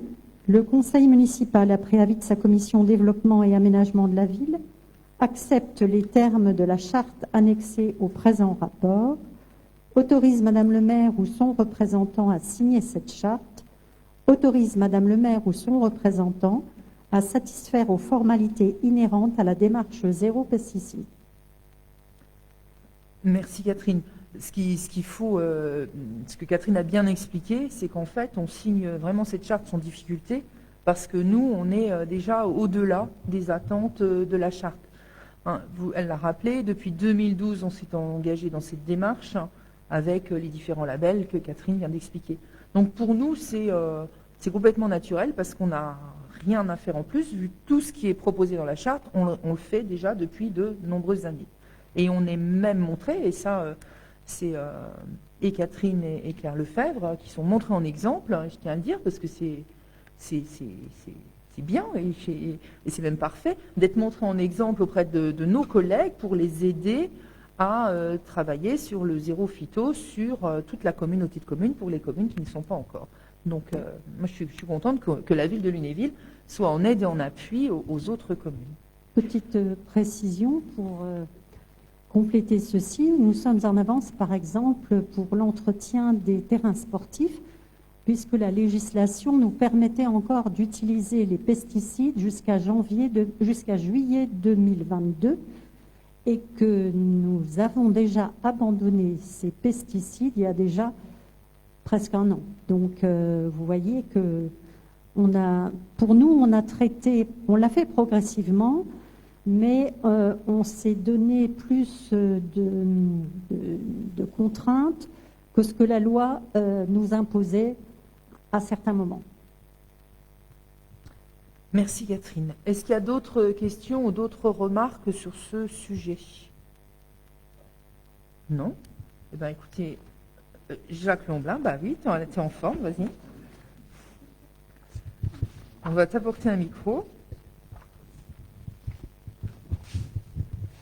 Je ne veux pas paraphraser ce qu'a expliqué Catherine, parce que c'est parfait. Enfin, je pense que là aussi, il y a un gros travail qui est effectué depuis de nombreuses années. Comme vous l'avez souligné toutes deux, c'est un travail, un résultat, une volonté des élus, bien sûr, mais on a, je crois aussi, vous l'avez dit, je le redis, puisque j'étais assez bien placé pour l'évaluer, on a, je crois, une excellente équipe au niveau des espaces verts, passionnée, qui travaille bien, qui est bien dirigée. Enfin, ça participe au résultat. Hein. Et ça a été dit, mais je tenais à le redire en qualité d'ancien maire. Et alors je vois dans le niveau bonus, intégration de la biodiversité dans les politiques domaines de compétences de la commune. Alors, le problème, c'est que quelquefois, il y a des domaines qui sont évoqués, les inondations, l'agriculture, le tourisme, c'est ça, qui sont partagés entre la compétence communale et intercommunale. Alors, ce que je suggère, c'est que lorsque ces sujets viendront dans la conversation, mais dans une autre instance, il faut qu'on se positionne comme élément moteur, c'est un peu ce que vous avez suggéré, Madame le maire, c'est pour aller dans cette direction, parce que c'est évident que c'est typiquement le genre de sujet où c'est en marchant qu'on avance, quoi. C'est par l'exemple qu'on arrive à convaincre. Et dans le fond, l'élément fort de tout cela, je crois, c'est que lorsqu'on propose d'abandonner tel ou tel produit, les traitements chimiques et tout, en général, les gens lèvent les bras au ciel, on n'y arrivera jamais et tout ça. Je ne sais pas si vous avez vu, aujourd'hui, il y a des producteurs de carottes là, en Normandie qui se sont fait rattraper par la patrouille. Ils utilisaient un produit interdit depuis 10 ans, importé frauduleusement d'Espagne pour produire des carottes labellisées. Hein. Donc là, ils s'en prennent pour 100 000 € d'amende. C'est très bien. Voilà, donc là, on démontre que c'est possible. Donc c'est ce que tu as expliqué, Catherine, pour les terrains de jeu, de sport. C'est possible d'obtenir un résultat en se passant des produits synthétiques, des produits chimiques. C'est possible. C'est une démonstration qui est faite à la ville de Lunéville par ceux qui s'occupent du sujet. Et ça, c'est un élément qui est très fort et qu'il faut mettre en valeur. Ce que vous faites, c'est bien. Continuez. On va continuer. Alors, tu avais lu le projet de délibération, il n'y avait pas de questions. Donc, on va voter. Donc, qui est contre ce projet de délibération? Qui s'abstient? Elle est votée à l'unanimité. Je vous remercie. Donc la prochaine délibération concerne les affaires scolaires et je demande à Jonathan Hiller de la présenter.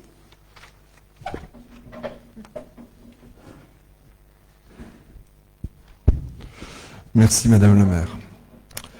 Je crois avant, excusez-moi, Monsieur Valois, vous vouliez intervenir, je crois. Enfin, vous m'aviez demandé d'intervenir avant. Bah allez-y, intervenez avant, comme ça on va.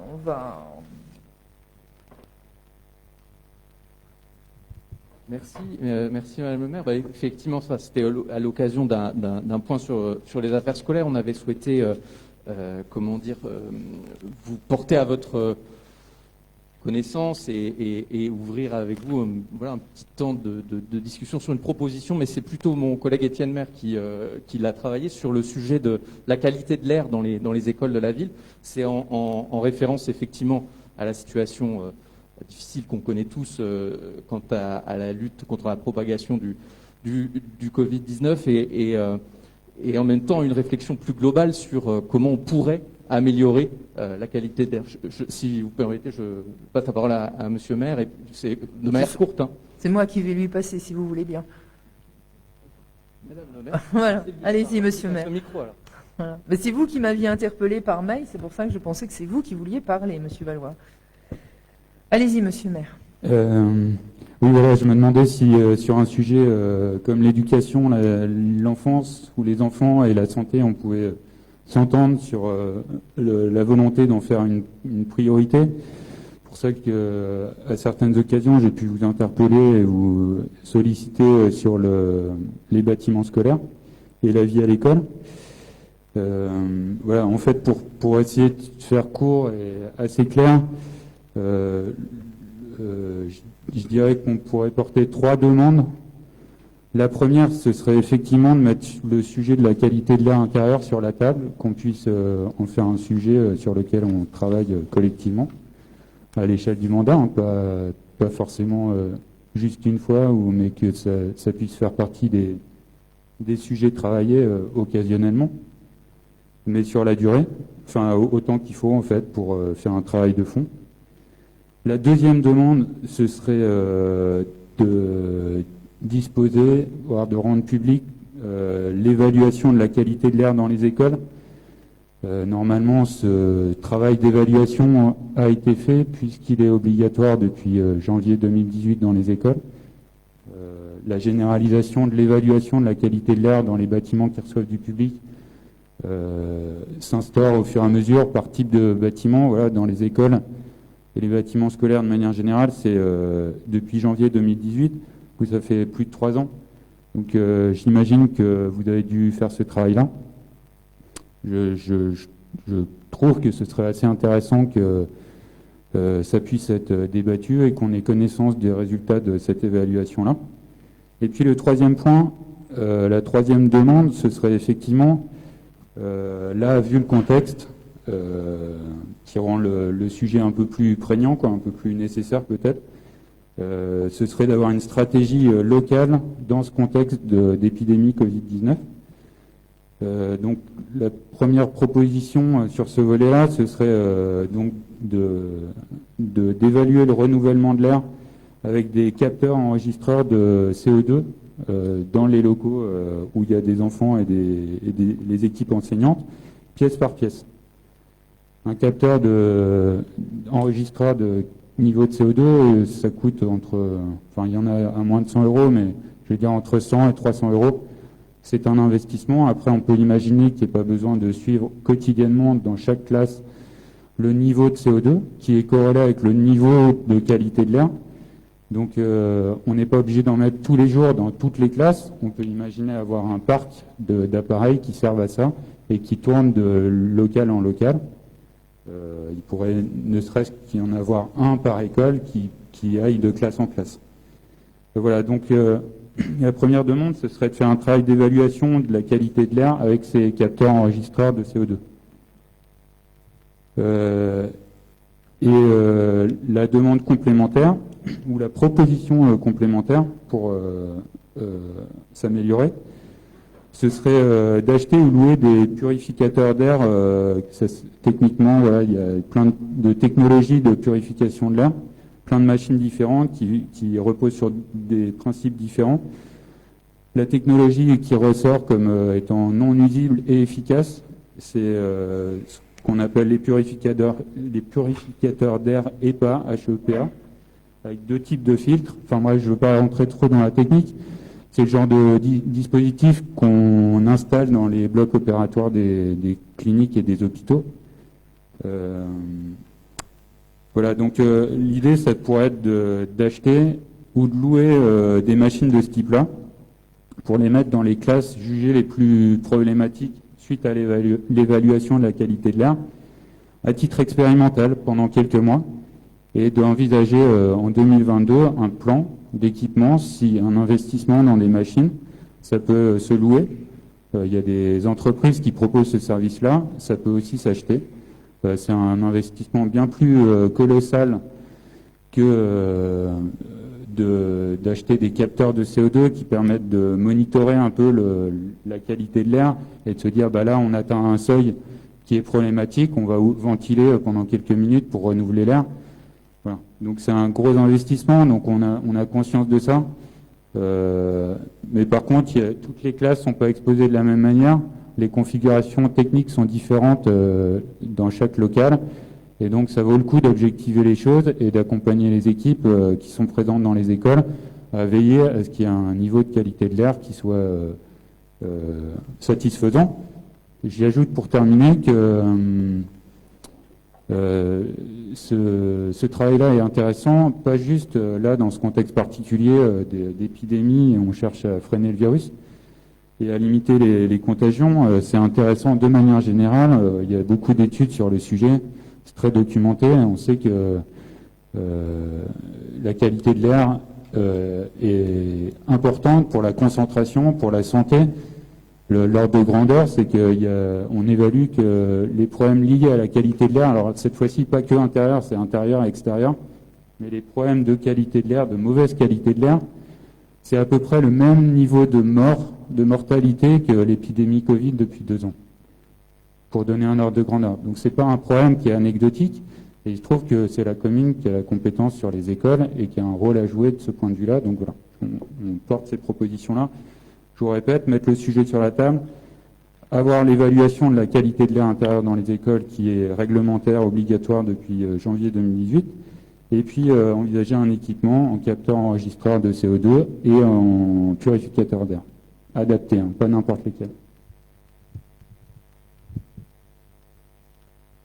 Alors, je vais vous répondre, bien évidemment. Je pense que ce type de travail doit être fait en commission. Les commissions existent pour cela et j'ai pas eu connaissance que ce type de questions ait été abordé en commission et je trouve que c'est dommage parce que la commission est un lieu de travail et d'échange et où on peut travailler sur ce thème. Néanmoins, on n'a pas attendu que vous me posiez la question pour travailler sur le sujet, bien évidemment. Parce que vous ne pouvez pas le savoir, mais certains de vos policiers peuvent le savoir.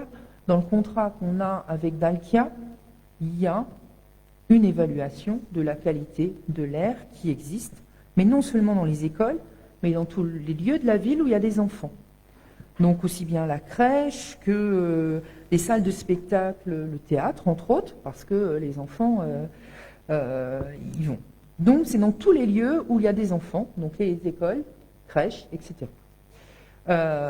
Donc ça existe déjà avec le contrat qu'on a signé avec Dalkia en 2018. Les évaluations sont faites dans les écoles 2 fois par an.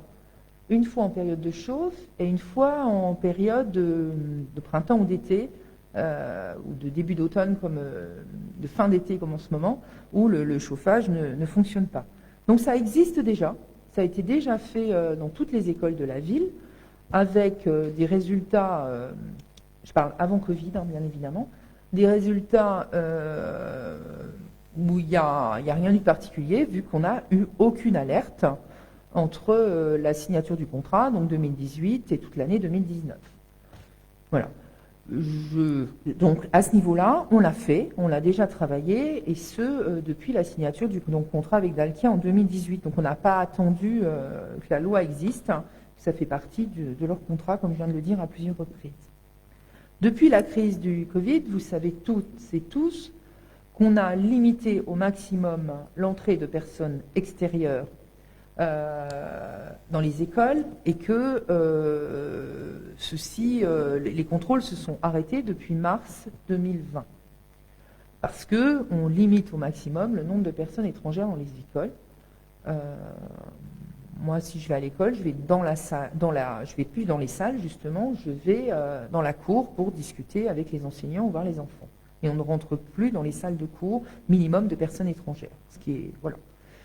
Donc, par contre, en période de Covid, et ce, malheureusement, depuis presque 18 mois aujourd'hui, le process sanitaire implique l'aération des classes très régulièrement, etc. Ça, c'est une chose, et bien évidemment, c'est fait.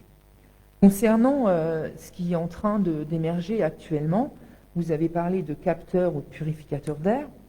Moi, bien évidemment, je me suis renseignée et je n'ai pas attendu que vous me sollicitiez, vu que j'ai interpellé un sénateur, Jean-François Husson, pour avoir des explications dans ce domaine-là. Parce qu'en fait, ce sont des notes, ce sont des circulaires qui sortent, mais il n'y a rien encore de sûr et d'officiel. Alors, il y a des villes qui se lancent, qui font des tests, on en connaît toutes et tous, mais moi, je voulais avoir un peu plus de sécurité par rapport dans ce domaine. Et donc j'ai sollicité le sénateur qui a sollicité le ministre. Et là, je n'ai pas de retour à ce niveau-là. Je ne sais pas si on mettra des capteurs à ce jour. Je ne sais pas si on mettra des purificateurs d'air. J'attends un peu plus d'éléments techniques et de sécurité à l'emploi de ces différents matériels. Mais on y travaille depuis déjà 2018 et actuellement en fonction de la crise sanitaire qui existe. Voilà ce que je voulais vous dire. Mais après, Jonathan Villers est tout à fait, va être tout à fait enchanté de travailler sur différents thèmes pendant les commissions, mais c'est un travail de commission, ça. Mais on n'a pas attendu que nous sollicitiez. Voilà ce que je voulais vous dire, mais vous pourrez en reparler en commission sans souci. Voilà, il a tous les éléments. Donc je vais te redonner la parole cette fois-ci pour que tu nous présentes la délibération concernant le financement des écoles privées. Merci Madame la maire. La loi prévoit le financement des frais de fonctionnement des classes des établissements privés sous contrat d'association par les communes, ce qui est le cas à Lunéville depuis 2005 pour les écoles Notre-Dame et Jeanne d'Arc. Avec la scolarisation des enfants dès l'âge de 3 ans, depuis le 1er septembre 2019, il convient pour la ville de prendre en charge les dépenses de fonctionnement des classes maternelles. Il est important de souligner que cette prise en charge ne concerne que les enfants scolarisés résidant sur Lunéville et que le montant de la prise en charge ne peut être supérieur à celle consentie aux classes maternelles et élémentaires des écoles publiques. Afin de procéder à cette prise en charge, il convient de déterminer le montant du forfait communal, qui est calculé par l'ensemble des dépenses de fonctionnement assumées par la ville pour les classes maternelles et élémentaires publiques. La liste des dépenses éligibles au forfait communal est définie par la circulaire 2012-025 du 15 février 2012. Par la convention qui est proposée ce soir, la ville de Lunéville s'engage donc à participer à compter de la rentrée scolaire 2019-2020 au financement des écoles privées Notre-Dame et Jeanne d'Arc pour les élèves de maternelle et d'élémentaire, pour les activités scolaires uniquement. Sont exclus de facto les temps périscolaires, qui ne sont pas obligatoires, et les frais de fonctionnement pour les enfants de moins de 3 ans, scolarité qui n'est pas également obligatoire. Il a été convenu entre la ville et les écoles privées que la facturation annuelle serait au forfait, distinguant 2 participations, chacune établie en fonction des effectifs respectifs des maternelles et des élémentaires, ne prenant en compte que les élèves résidant sur la commune. Ces forfaits ont été calculés par la ville à partir des coûts réels de fonctionnement des écoles publiques.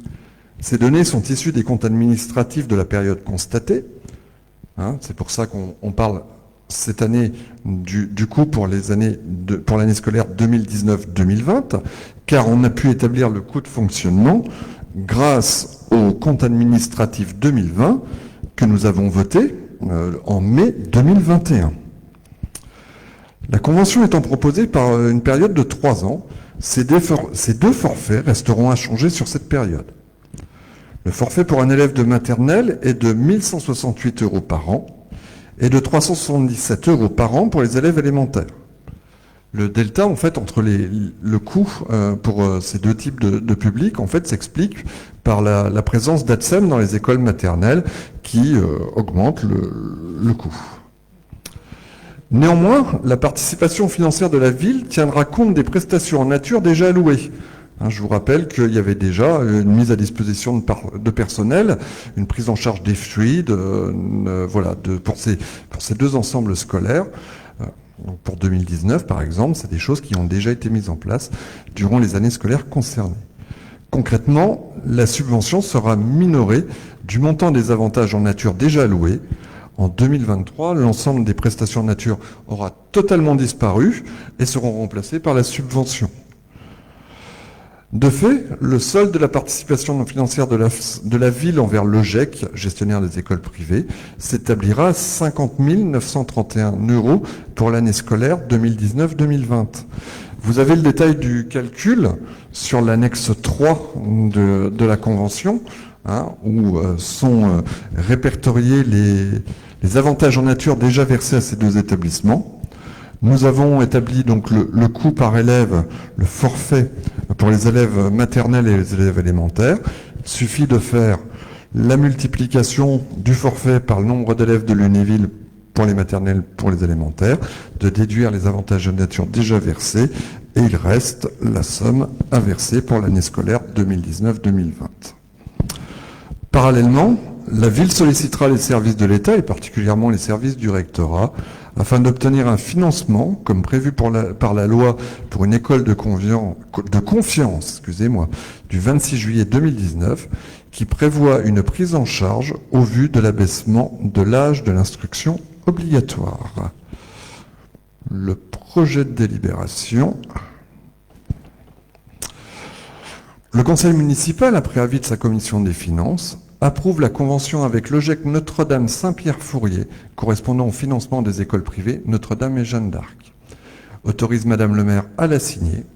Fixe les montants forfaitaires à 1 168 € pour les élèves de classe maternelle et à 377 € pour un élève de classe élémentaire.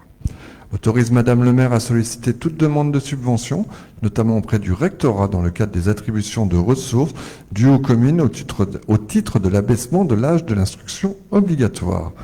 Autorise Madame le maire à signer tout document relatif à ce dossier. Autorise le versement à l'OGEC Notre-Dame Saint-Pierre-Fourier des subventions prévues dans la Convention. Précise que les crédits pour le financement relatif à l'année scolaire 2019-2020 sont prévus au budget fonction 213, nature 6 574, enveloppe 28 660. Merci Jonathan. Je vais rajouter quelques précisions. Comme l'a expliqué Jonathan ultérieurement, mais c'est important de le redire, c'est la loi qui nous oblige à. C'est pas forcément un choix, c'est la loi. Et nous avons travaillé avec le président de l'OGEC et les directeurs, ainsi qu'un responsable administratif et financier de l'OGEC, Meurthe-et-Moselle, je crois, pour trouver une solution qui convient et à la ville et aux deux écoles. Donc c'est l'instruction qui est obligatoire pour les enfants de 3 ans. Voilà l'objet du débat en fait, ce qui est plutôt une bonne chose si je peux me permettre. On a voté déjà au BS, donc au mois de juin, une enveloppe supplémentaire de 50 000 € pour l'exercice 2019-2020, parce qu'on était en train déjà de travailler sur les calculs, mais il fallait qu'on attende de se mettre bien d'accord. Donc en fait, il reste 931 € à trouver, et je pense qu'on arrivera à les trouver par décision modificative. Donc, et on ne pouvait travailler sur ce dossier, comme l'a très bien expliqué Jonathan, parce que le compte administratif est voté en mai, et pour avoir les calculs de l'année 2020 entier, il fallait qu'on ait le compte administratif. Donc là, pour l'année l'année scolaire, 2019-2020, il y a 50 000 plus 931. Pour l'exercice 2020-2021, c'est la convention qui fait foi, bien évidemment, que je vais signer une fois qu'on aura délibéré, et on déduira les sommes qu'on a déjà versées et qu'on verse, parce qu'on a continué à verser des sommes en 2020 et 2021 aux écoles privées. On paye du personnel, les fluides, etc., comme on l'a expliqué tout à l'heure. On s'y est engagé à leur verser 50 000 € d'acompte au 1er janvier 2022 pour qu'il n'y ait pas de souci de trésorerie. Parce qu'en fait, il y a un moment, ils vont payer en direct les fluides, le personnel, etc., et on ne pouvait pas les mettre en difficulté. Donc, ils nous ont demandé une avance de trésorerie sur l'exercice 2020 et 2021, donc avant le compte administratif, ce à quoi je me suis engagée de leur verser en janvier 2022. Ensuite, comme je viens de l'expliquer, on régularisera dès que le compte administratif 2021 sera voté. Pour l'exercice 2021-2022, on reprend la même organisation. Donc, une fois que le compte administratif 2022 sera voté, on régularisera. Et pour la rentrée 2022-2023, là, à ce moment-là, c'est la convention qui rentrera réellement, vu qu'on n'achètera plus de fluides, on financera, on paiera plus du personnel en direct, etc. Et là, ça sera le montant fois le nombre d'enfants en maternelle et en école élémentaire. Voilà l'objet. Je tiens à dire que c'est une délibération importante pour les écoles privées et pour la ville, et que depuis 2005, donc c'est pas notre majorité qui l'avons mis en place, depuis 2005, la ville soutient les écoles privées. C'est important de le rappeler également. Maintenant, on est prêts, Jonathan et moi, à répondre à des questions complémentaires s'il y a besoin, ou des remarques de votre part. Alors, est-ce qu'il y a quelqu'un qui veut prendre la parole? Madame Sard, on va vous apporter un micro.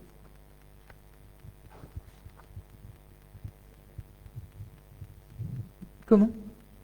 Après? Oh bah vous êtes galant. Hein, on va dire ça. Voilà. Non, c'était juste une petite explication de vote. Nous regrettons que le ministre de l'Éducation nationale et consorts ait voté cette loi qui oblige les municipalités à financer davantage les écoles privées.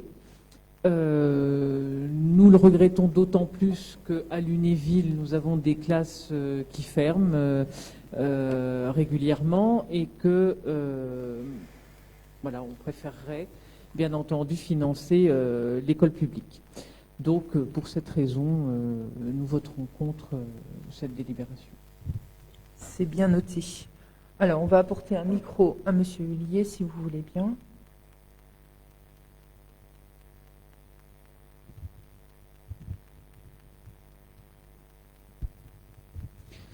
Oui, mais ça va pas être long. Je suis tout à fait d'accord avec Barbara.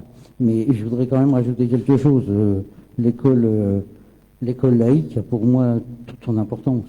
Parce que derrière faire financer, enfin, il y a un financement par nos concitoyens. Ça veut dire qu'on enlève le choix de ne pas payer l'école privée.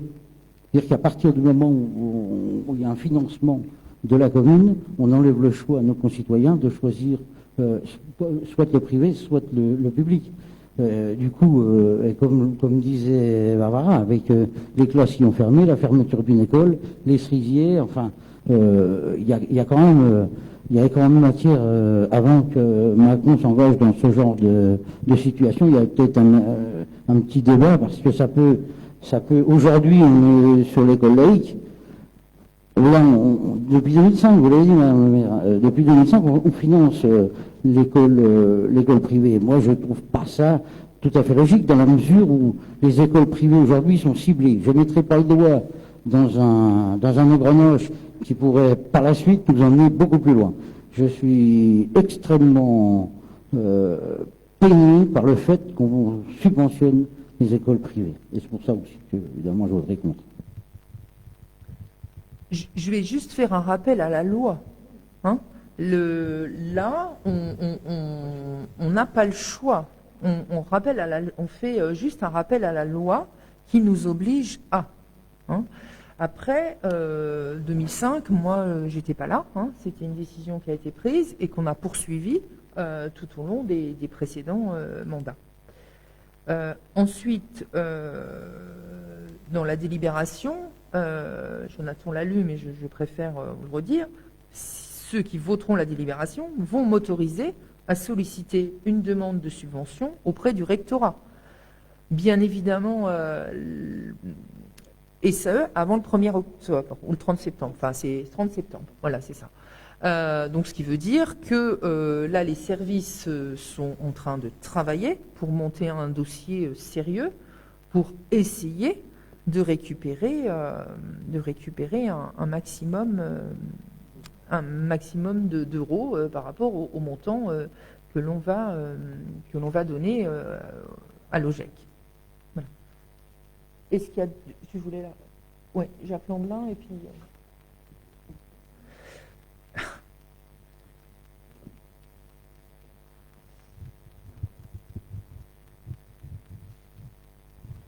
Moi, je suis surpris de votre position. Parce que ce n'est pas des écoles privées, c'est des écoles privées sous contrat. Sous contrat. Ce n'est pas du tout la même chose.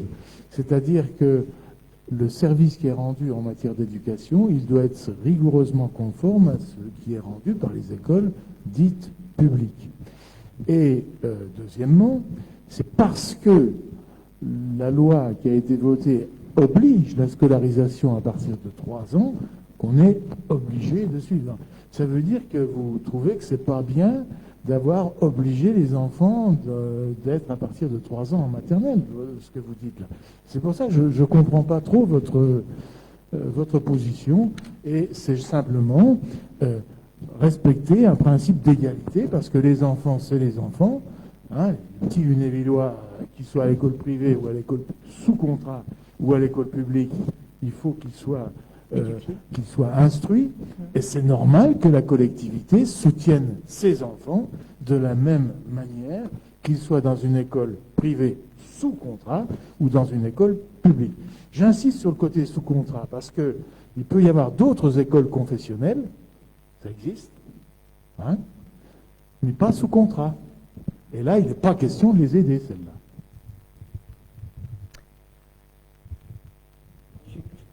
Tu voulais rajouter quelque chose? Non. Moi, je tiens... Alors, on va voter, mais néanmoins, je tiens quand même à rajouter qu'il y a eu un gros travail de fait avec le président de l'OGEC et puis ses directeurs, comme j'ai dit tout à l'heure, et qui s'est fait vraiment en harmonie et que, comme on l'a dit tous les trois, c'était vraiment pour le bien des enfants, ce qui est l'essentiel. Après... Voilà, mais l'idée, c'était vraiment de travailler en harmonie et de trouver des solutions intelligentes avec les écoles privées de la ville. Ce pourquoi je vous présente ces délibérations qui me semblent tout à fait satisfaisantes par rapport à tout ce qui a été fait pendant plusieurs mois. Parce que ça a duré, bien évidemment, plusieurs mois, les rendez-vous et la concertation, mais dans une ambiance tout à fait correcte et de travail et agréable. Donc, on va voter maintenant. Bah écoutez, madame, vous avez eu la parole, mais on va vous redonner. Mais j'avais pas, excusez-moi, j'avais pas vu. Eh ben, on va vous rapporter un micro en courant en plus. Oui, je voulais juste remettre les choses au point. On n'est pas du tout contre l'obligation de la scolarisation de 3 ans. J'aime toujours bien comme on retourne les problèmes ici et qu'on nous fait dire absolument le contraire de ce qu'on veut dire. Hein. Ensuite, que ça vous autorise à demander des subventions, c'est parfait, mais ça sera quand même de l'argent public au bout du compte qui ira à l'école privée. Donc on est toujours dans le même contexte. Donc on est bien contre le fait qu'il y ait de l'argent public qui aille à l'école. Hein. C'est bien contre ça qu'on vote ou qu'on s'abstiendra. Je me suis peut-être un petit peu emballé tout à l'heure. Ok, eh bien écoutez, on va voter. Donc, qui est contre cette délibération? Alors, monsieur L'Huillier, madame Biviolo, d'ailleurs, je me suis trompée tout à l'heure. Donc, ok. Qui s'abstient? Donc, Monsieur Maire, Monsieur Valois, Madame Di Marino, vous avez le pouvoir de Laetitia Sousset, et qui est donc pour cette délibération, le reste. Donc, écoutez, elle est votée à l'unanimité, et à la majorité, pardon, et je vous remercie. Je vous remercie beaucoup. OK. La prochaine délibération concerne le sport. C'est Stéphane de Cugis qui va vous la présenter. Un micro à Stéphane de Cugis.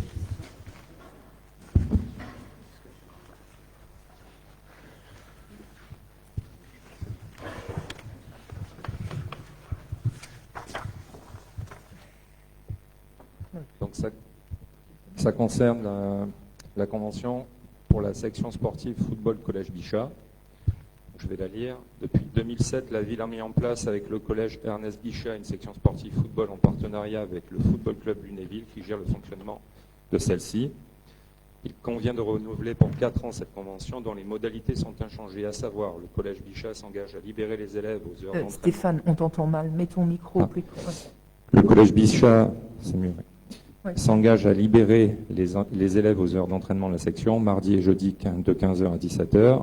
Le football club Lunéville s'engage à prendre en charge les élèves au collège et à assurer l'encadrement des entraînements. La ville de Lunéville s'engage à mettre à disposition les installations sportives pour la section et à verser annuellement une subvention au club. Cette subvention comprendra une part fixe et une part variable qui dépendra du nombre d'élèves fréquentant la section.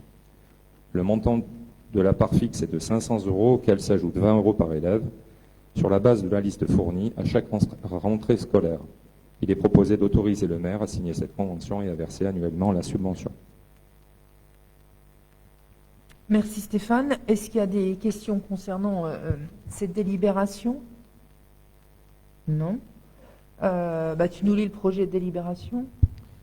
Le projet de délibération, le conseil municipal, après avis de sa commission des finances, autorise le maire à signer la convention tripartite avec le collège Bichat et le football club Lunéville pour le fonctionnement de la section sportive football. Autorise le maire à verser une subvention à l'association dont le montant sera calculé annuellement. Merci Stéphane. Alors, Joël ne participe pas au vote, je crois. Hein. Merci Joël. Alors, qui est contre cette délibération? Qui s'abstient? Elle est votée à l'unanimité. Je vous remercie, en sachant que Joël Lissangro ne participe pas. Politique de la ville, c'est Colette Mansuy qui va vous présenter cette délibération.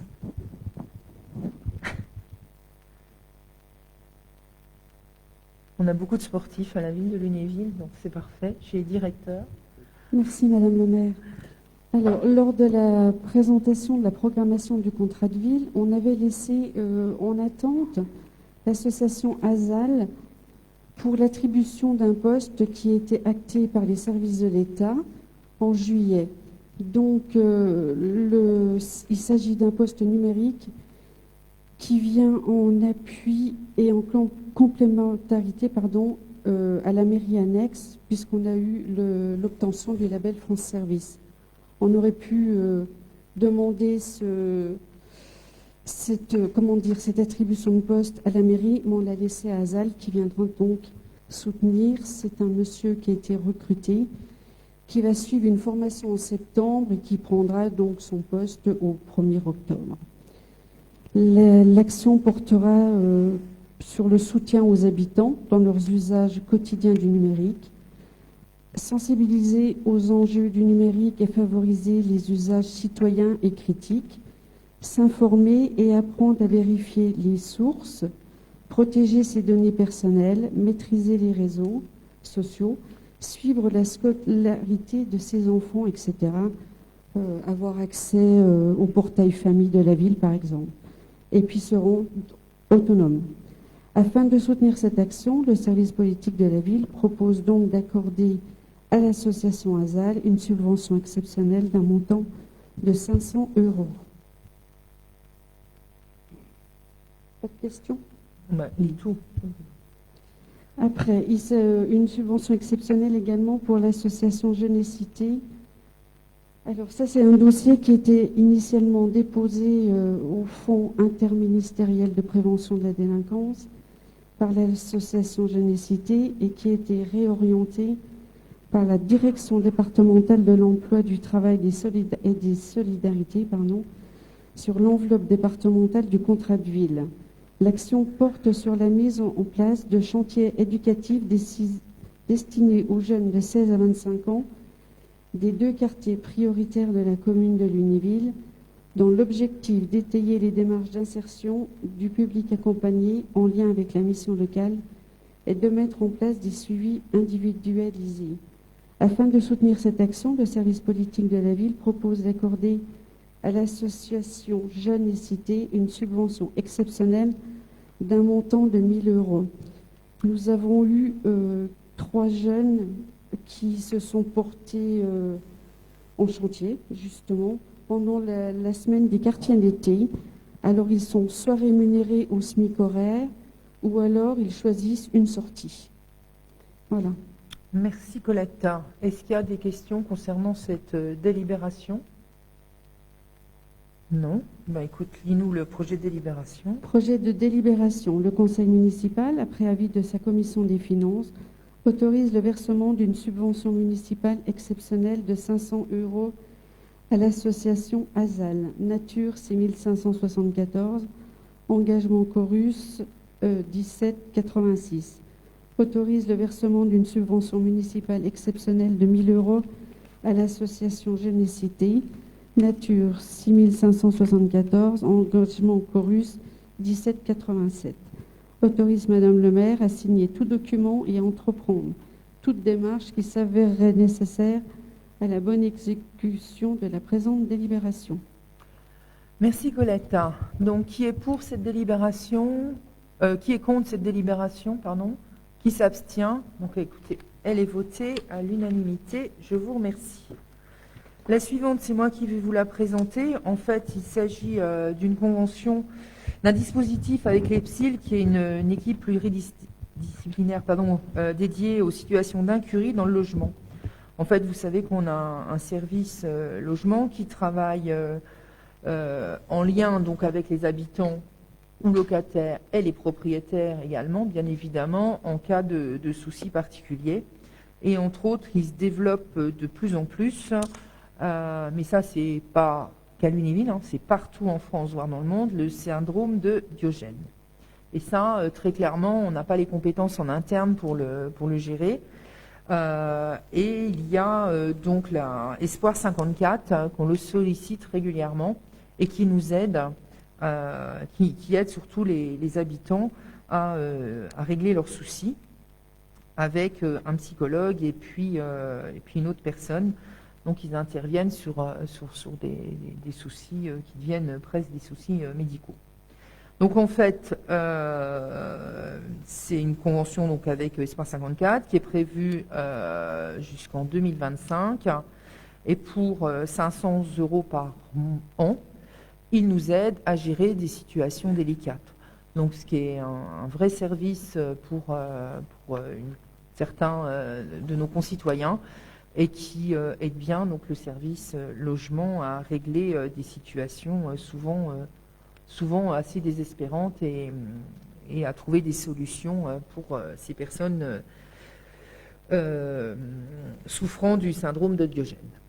Voilà. Donc le projet de délibération, c'est le conseil municipal, après avis de sa commission des finances, accepte d'adhérer au dispositif expérimental EPSIL du 1er janvier 2022 au 31 décembre 2025, d'inscrire la somme annuelle de 500 € pour sa participation au dispositif et autorise Madame le maire à signer la convention entre la ville de Lunéville et l'association Espoir 54, porteuse du dispositif. Est-ce qu'il y a des remarques ou des questions concernant cette délibération? Monsieur Valois, on va vous amener un micro.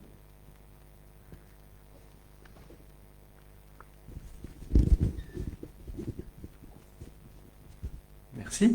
Oui, là, il y a une Larsen aussi, j'ai l'impression. Je vais laisser là. Vous m'entendez bien? Oui, c'est bon. Je voulais intervenir sur évidemment sur cette délibération. On voit bien l'enjeu d'une intervention de la ville sur la qualité du logement dans l'ensemble de la ville, mais on pense entre autres au centre-ville, enfin au centre ancien, où il y a quand même de nombreuses personnes qui vivent dans des situations assez difficiles pour des tas de raisons. Nous, on a lu cette délibération avec attention. C'est vrai que le vocabulaire qui est employé nous a franchement choqués. Alors, je me doute que vous n'en êtes pas responsable, puisque c'est bien un dispositif qui porte ce nom, mais la notion d'incurie nous semble particulièrement difficile à admettre, et d'ailleurs assez incompréhensible qu'on l'inscrive là, puisqu'il s'agit justement de trouver des solutions et de se dire qu'on n'est pas dans l'incurie et dans l'incurable. Deuxième chose, c'est plus sur le fond. On s'engage pour 3 ans pour 500 € par an. Sommes-nous vraiment à la hauteur de l'enjeu du mal-logement, de la précarité? Évidemment, j'ai bien compris qu'on était ciblé sur une situation spécifique, le syndrome de Diogène, les problématiques d'accumulation d'objets dans le logement, mais sommes-nous vraiment à la hauteur de l'enjeu? Alors, les termes, c'est effectivement pas nous qui les choisissons, parce que c'est un travail avec Espoir 54. Après, il y a des termes qui expliquent bien ce qui se passe dans certains habitats, malheureusement. Ça ne se concentre pas uniquement dans le centre ancien, mais ça se concentre sur toute la ville, et quelle que soit la catégorie sociale professionnelle, d'ailleurs. Je tiens à le dire. C'est pas, c'est vraiment dans toutes les catégories et dans tous les secteurs de la ville. Et de un. En plus, là, c'est une aide particulière d'une association qui s'appelle Espoir 54, mais je vous rappelle qu'on a un salarié à temps plein et plus un demi-poste également qui travaille sur le dossier. Donc ce n'est pas là, c'est juste une petite partie sur un sujet particulier, comme vous l'avez dit, le syndrome de Diogène.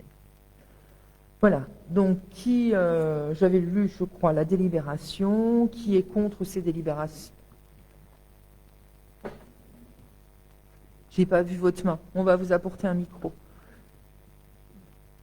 Ah oui, vous ne l'aviez pas levé avant, ok.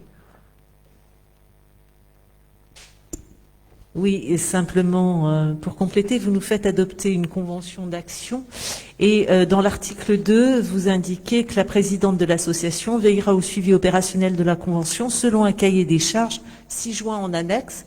Donc j'ai regardé aussi bien dans la commission des finances que dans ce qui nous a été donné, on n'a pas le cahier des charges en annexe. Écoutez, c'est une erreur, on vous le fera parvenir.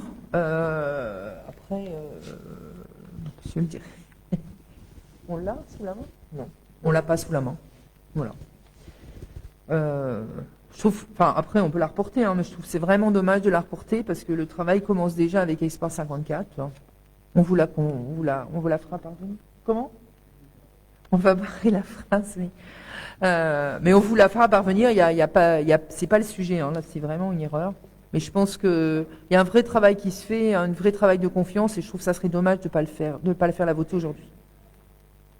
Oui, mais vous avez, effectivement, vous avez vu, vous auriez dû nous le dire en commission des finances, on aurait pu réagir pour le conseil municipal. Non, je sais. Mais je suis comme vous, j'aimerais bien gagner et le conseil municipal pour faire toutes les réunions, ça serait bien plus agréable pour tout le monde.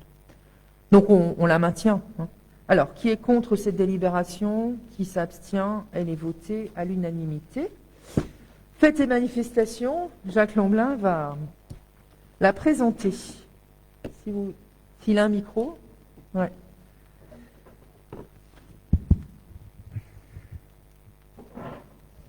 Enfin, j'ai la parole. Oui. Oui, alors on termine sur une note un petit peu plus réjouissante que la délibération précédente. Donc, il s'agit d'organiser un concert décentralisé de Nancy Jazz Pulsation à Lunéville, une proposition qui a été faite. Donc, j'interviens un petit peu au nom de Virginie, notre adjointe à la culture, puisque c'est un dossier qui est à la fois animation et culture. Donc, avec NJP, il y a la proposition d'un concert. Le groupe Samara Balouf donc assumerait cette prestation. C'est un trio du nord de la France, 2 guitares, une contrebasse, style swing acoustique et jazz manouche, tarif de la place, 8 € plein tarif, 5 € tarif réduit. Billetterie assurée par le théâtre de Lunéville, qui reversera l'intégralité des recettes perçues à la ville de Lunéville. C'est la ville qui est organisatrice. Alors donc le budget global, on estime à 6 500 €, comprenant le cachet des artistes et puis tous les frais annexes autour d'un spectacle de ce type. Alors l'information qui est la plus importante dans tout cela, c'est qu'initialement, c'était prévu d'organiser ce concert parce que la nature de l'œuvre présentée le permettait, à l'église Saint-Jacques. Et vous le savez qu'on a eu une très mauvaise surprise avec l'église Saint-Jacques qui nous oblige à condamner l'accès à l'église Saint-Jacques. Et il a fallu d'urgence trouver un plan B. Et ce plan B, c'est d'utiliser l'église Jeanne d'Arc parce que le fait d'interpréter ce récital dans une église est un élément important pour la réussite de l'ensemble. Donc l'église Jeanne d'Arc, comme vous le savez, elle n'appartient pas à la ville de Lunéville, mais au diocèse.